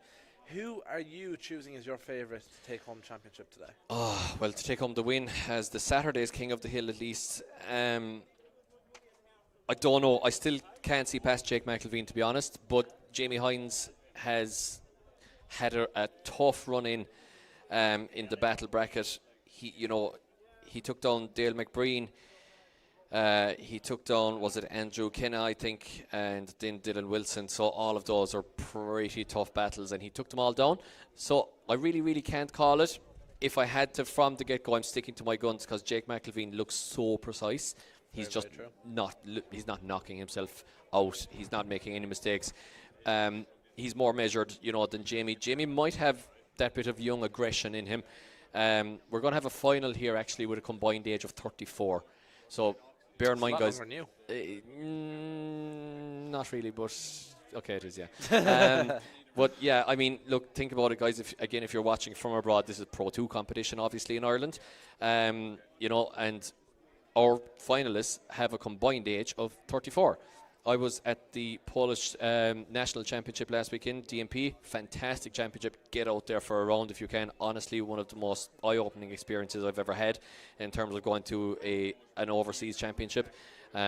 Unbelievable level, unbelievable builds, fantastic people as well, and the production behind it was absolutely something unfathomable, the amount of work that these guys put into the championship. But the level of driving over there was huge. But the average age of the pro drivers over there, I'm going to say it was, as I wave to the camera, was, I'm going to say, there was quite a lot of drivers around the 35 to 50 kind of zone in the pro class. We were telling them all about our series, they're familiar with it, but we were saying in the Pro 2 class that, most of the drivers are pretty much sub 25. And they weren't as familiar with the Pro 2 class, obviously, and they couldn't believe it.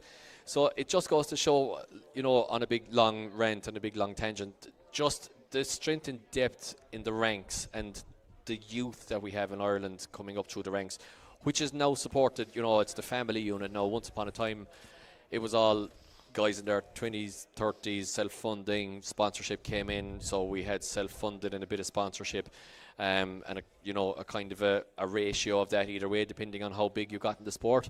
But nowadays, according as the costs, you know, the cars are expensive. A lot of these cars have quick change differentials, even in Pro 2.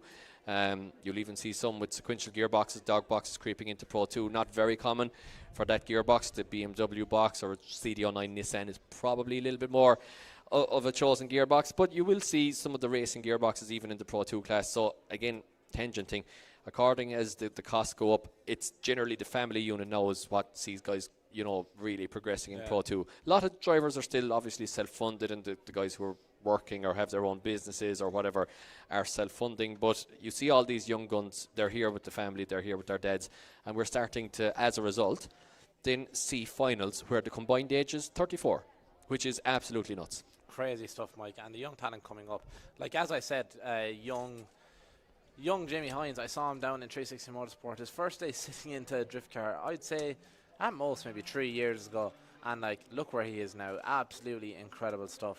Yeah, he's in a Pro 2 final. He's only going to go up from this. As we can see, our third and fourth place playoff warming up their tyres here now, Mike. Yeah, two guys we just saw on track there. Dylan Wilson looking very, very, very good up to that point.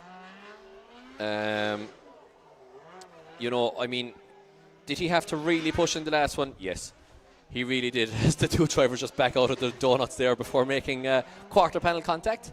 That would have been an interesting one. Sure would. But did Dylan Wilson have to push to the limit to beat Jamie Hines? Yes. When you push to the limit, do you run the risk of making a mistake? Yes. Did he do the right thing? Probably, because otherwise, you know, you're leaving it in the hands of the judges. He tried to take the decision out of the judges' hands. It didn't work.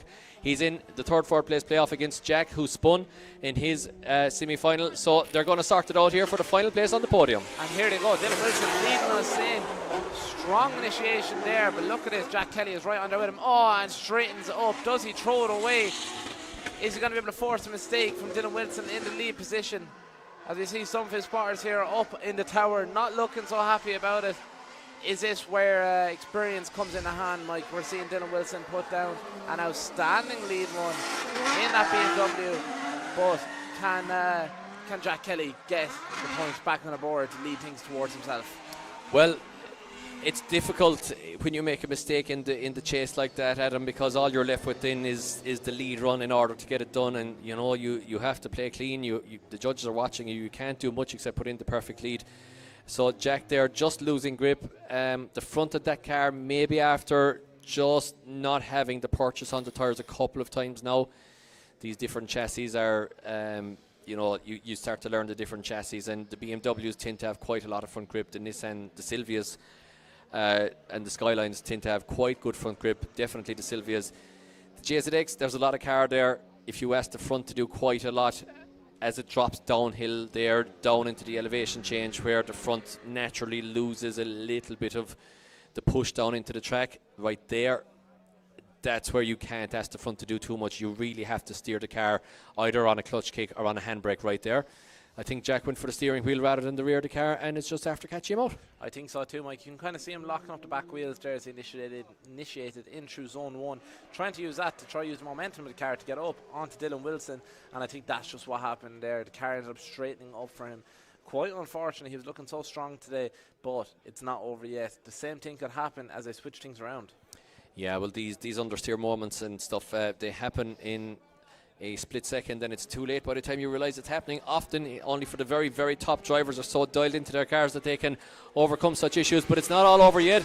It's a big, big advantage here to Dylan Wilson, I would say, but Jack Kelly leads us in. He sure does, Mike. Look at this, looking a lot stronger this time around. Completely missing zone 2 though.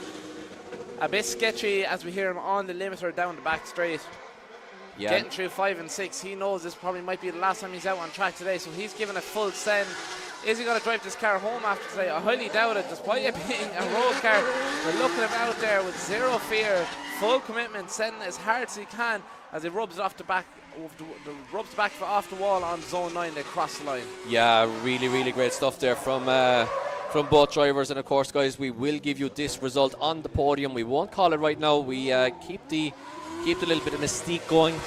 And Sure, yeah, as you say about the podium as well, just to let everyone know, the podium today won't be down on track as we usually do. It'll actually be down at the IDS tent in front of the canteen. So if you want to see the podium, see these drivers and cheer them on as they get a step on that three-legged stairs, make sure to be there. It'll be down at the IDS tent. Yeah, so down at the IDS tent, guys, we invite you all to make your way into the podium. Guys, round of applause for your third, fourth place playoff drivers, Dylan Wilson, and of course the one and only Jack Kelly.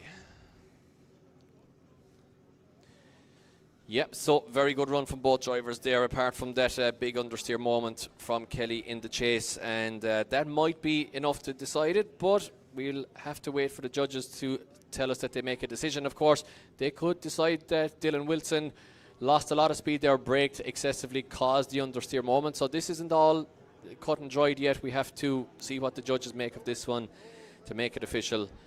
But from where I stood, I didn't see anything unusual from Wilson. He's been driving, you know, he's a clean driver. He pretty much does exactly what it says on the tin. Exactly, very consistent as well. And I think it is, as you said, Mike, just that one mistake there between zone 1 and 2 for Jack Kelly, messing things up for him, unfortunately. But still a massive achievement for the rookie driver as well. Yeah. No official bit in yet, but well, we do have a decision, yeah. So we do have a decision, guys, meaning that we will be giving you the result of this one on the podium, and we are ready to rock to move it on to the final.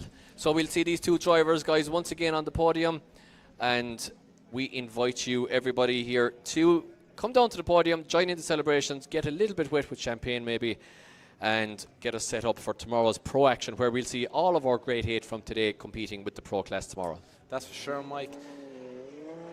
If you think Pro 2 is outstanding, wait until you see Pro 1. There's not as many drivers, so we give as much time as possible as we can to them out on track. So it's going to be a very interesting one to watch, as all the drivers are going to be going full ham to try take the top spot and become King of the Hill 2026. Absolutely. So, guys, that means that we have whittled it all the way down here at round 2, Pro 2, from 65 drivers to 2. 65 drivers have become 2.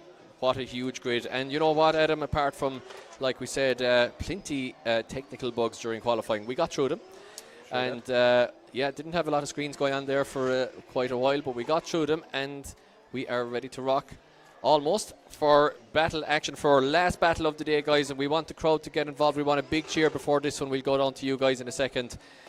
And it is, of course, the man of the moment, top place qualifier, Jake McElveen, against the young gun from Galway. It is Jamie Hines to chase in first. It is County Down versus County Galway, and it is 17 years of age versus 18 years of age. So I'm sorry, 35 is the combined age. I'm wrong by a year. Quick maths. So, guys, we're ready to rock. Are you ready, Watergrasshill, for the final? Let's go, guys. It is Jake McElveen to lead us in, followed by the young Jamie Hines. Jamie Hines in the chase position. Look at this from Jake McElveen. Unreal driving all day, and this is exactly what we expected him in the final, but Jamie Hines taking a shallower line. Look at this contact right there on the door. These two young guns are good friends outside of the cars. Are they going to be so after this run? I'm not too sure. Jamie Hines making a huge drive to get right up there. He knows the day is over. He doesn't care what damage is done to that car. He wants a top spot. Here we go. Jake McElveen right on our edge, straight into zone 8. Transitions onto the wall for zone 9, and both drivers full throttle trying to get away from each other as they cross the line, and zone 10. Incredible. Fantastic stuff there from both drivers. A battle worthy of a final all day long. What a great run there. Beautiful line once again from McElveen. Exactly what we expect from the young County Down man.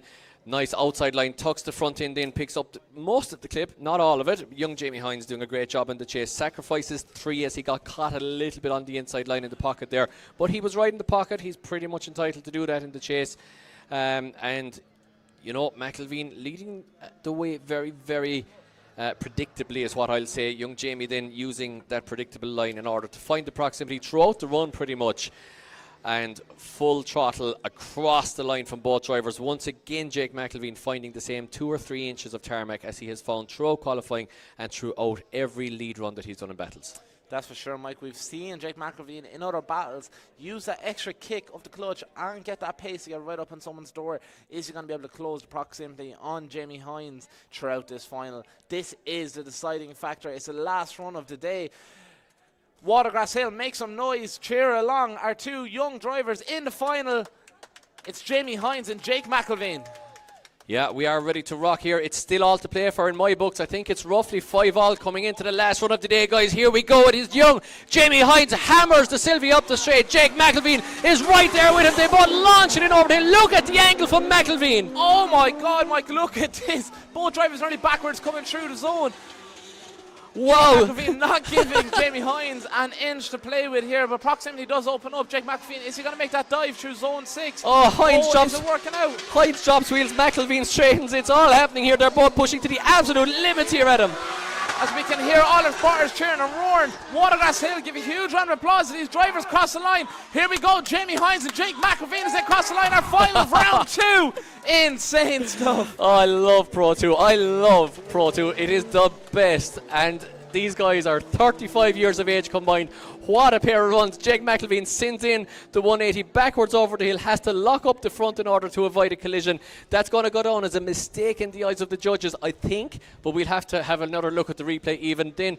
McElveen backs out a small bit because Hines runs wide, drops a wheel, so it's a mistake to Hines on that one. Now McElveen finds himself in the wrong part of the track in the centre section and then looks for the door, which he absolutely finds, pops through the smoke, cuts the track a little bit, but does find the door as a result. Young Hines there with a nice lead line, maybe not perfect, and I think the nerves coming into play here for both drivers, Adam. These guys have been absolutely pretty much perfect all day, but they had to turn it up to 11 for the final. That's for sure, not holding back one bit at all. 2 outstanding drivers. I'd like to know what everyone here in attendance thinks. Do you think Jamie Hines takes a win on this one? Quite silence there, Mike. Well, who thinks that Jake McElveen took the win on this one? We can hear the Jake McElveen fan club are very much on our left-hand side here, so that was very loud in our ears.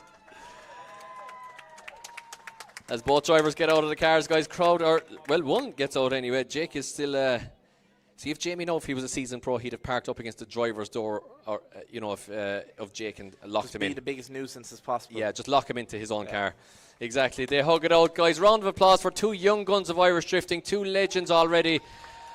The future of Irish drifting is down on the track. I see in my own Facebook and Instagram pictures from many, many years ago, and you see the likes of Conor Shanahan down here who cut his teeth this very championship many years ago, and so many more drivers who made their way up through the classes as little kids here, particularly in Watergrasshill. And you know what? It's happening right in front of our eyes again. History repeats itself. The young guns of tomorrow are right here in front of us, and the judges are deciding their fate right now. Will it be Hines? Will it be McElveen? Will we send them one more time? Who thinks it should be one more time?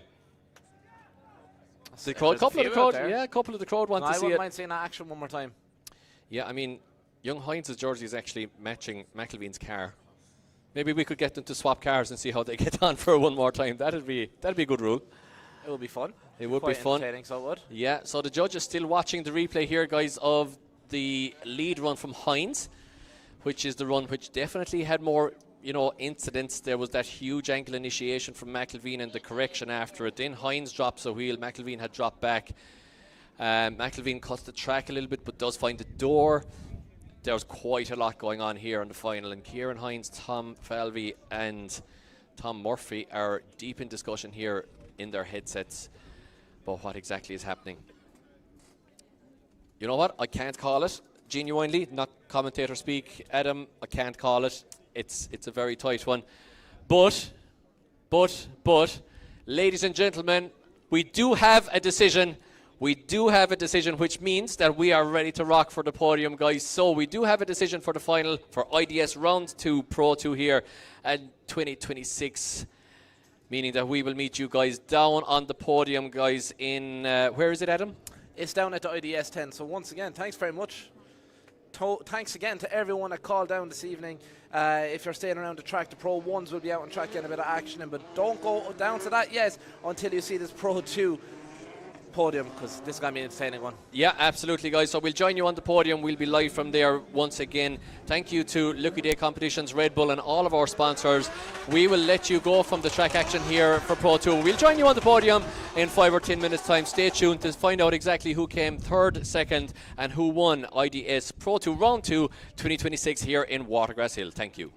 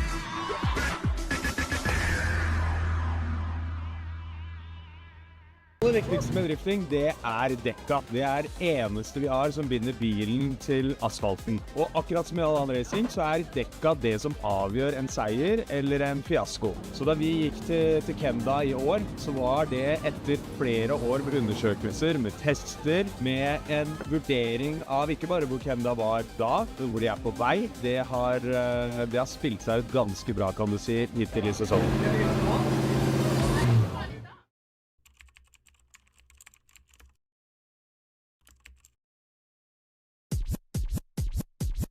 Check this out. Okay.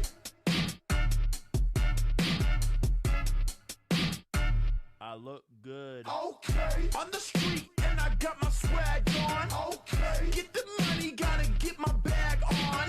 Okay. Triple back.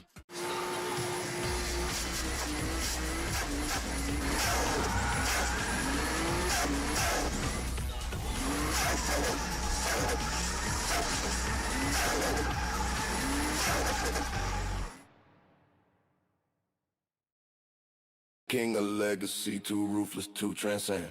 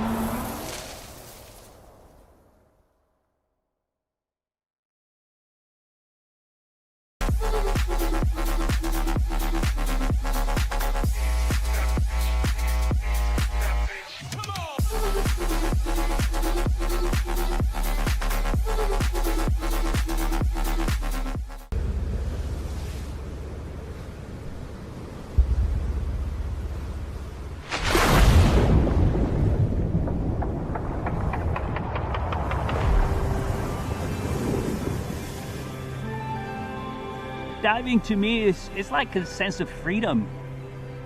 Nobody forces me, nobody pushing me. I choose to do it. My grandfather would refer to it as like the last place that God made, as far west as you can go in the country. The last sunset in Europe in the millennium was over Jersey Island, you know. What better view can you ask for?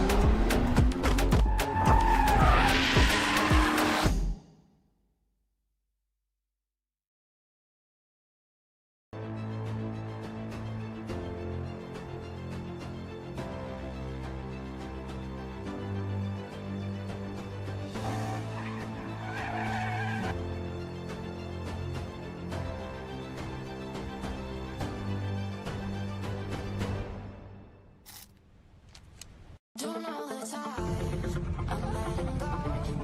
I wanna find someone in love. I feel alive, I think you know. We're getting down, we're getting low.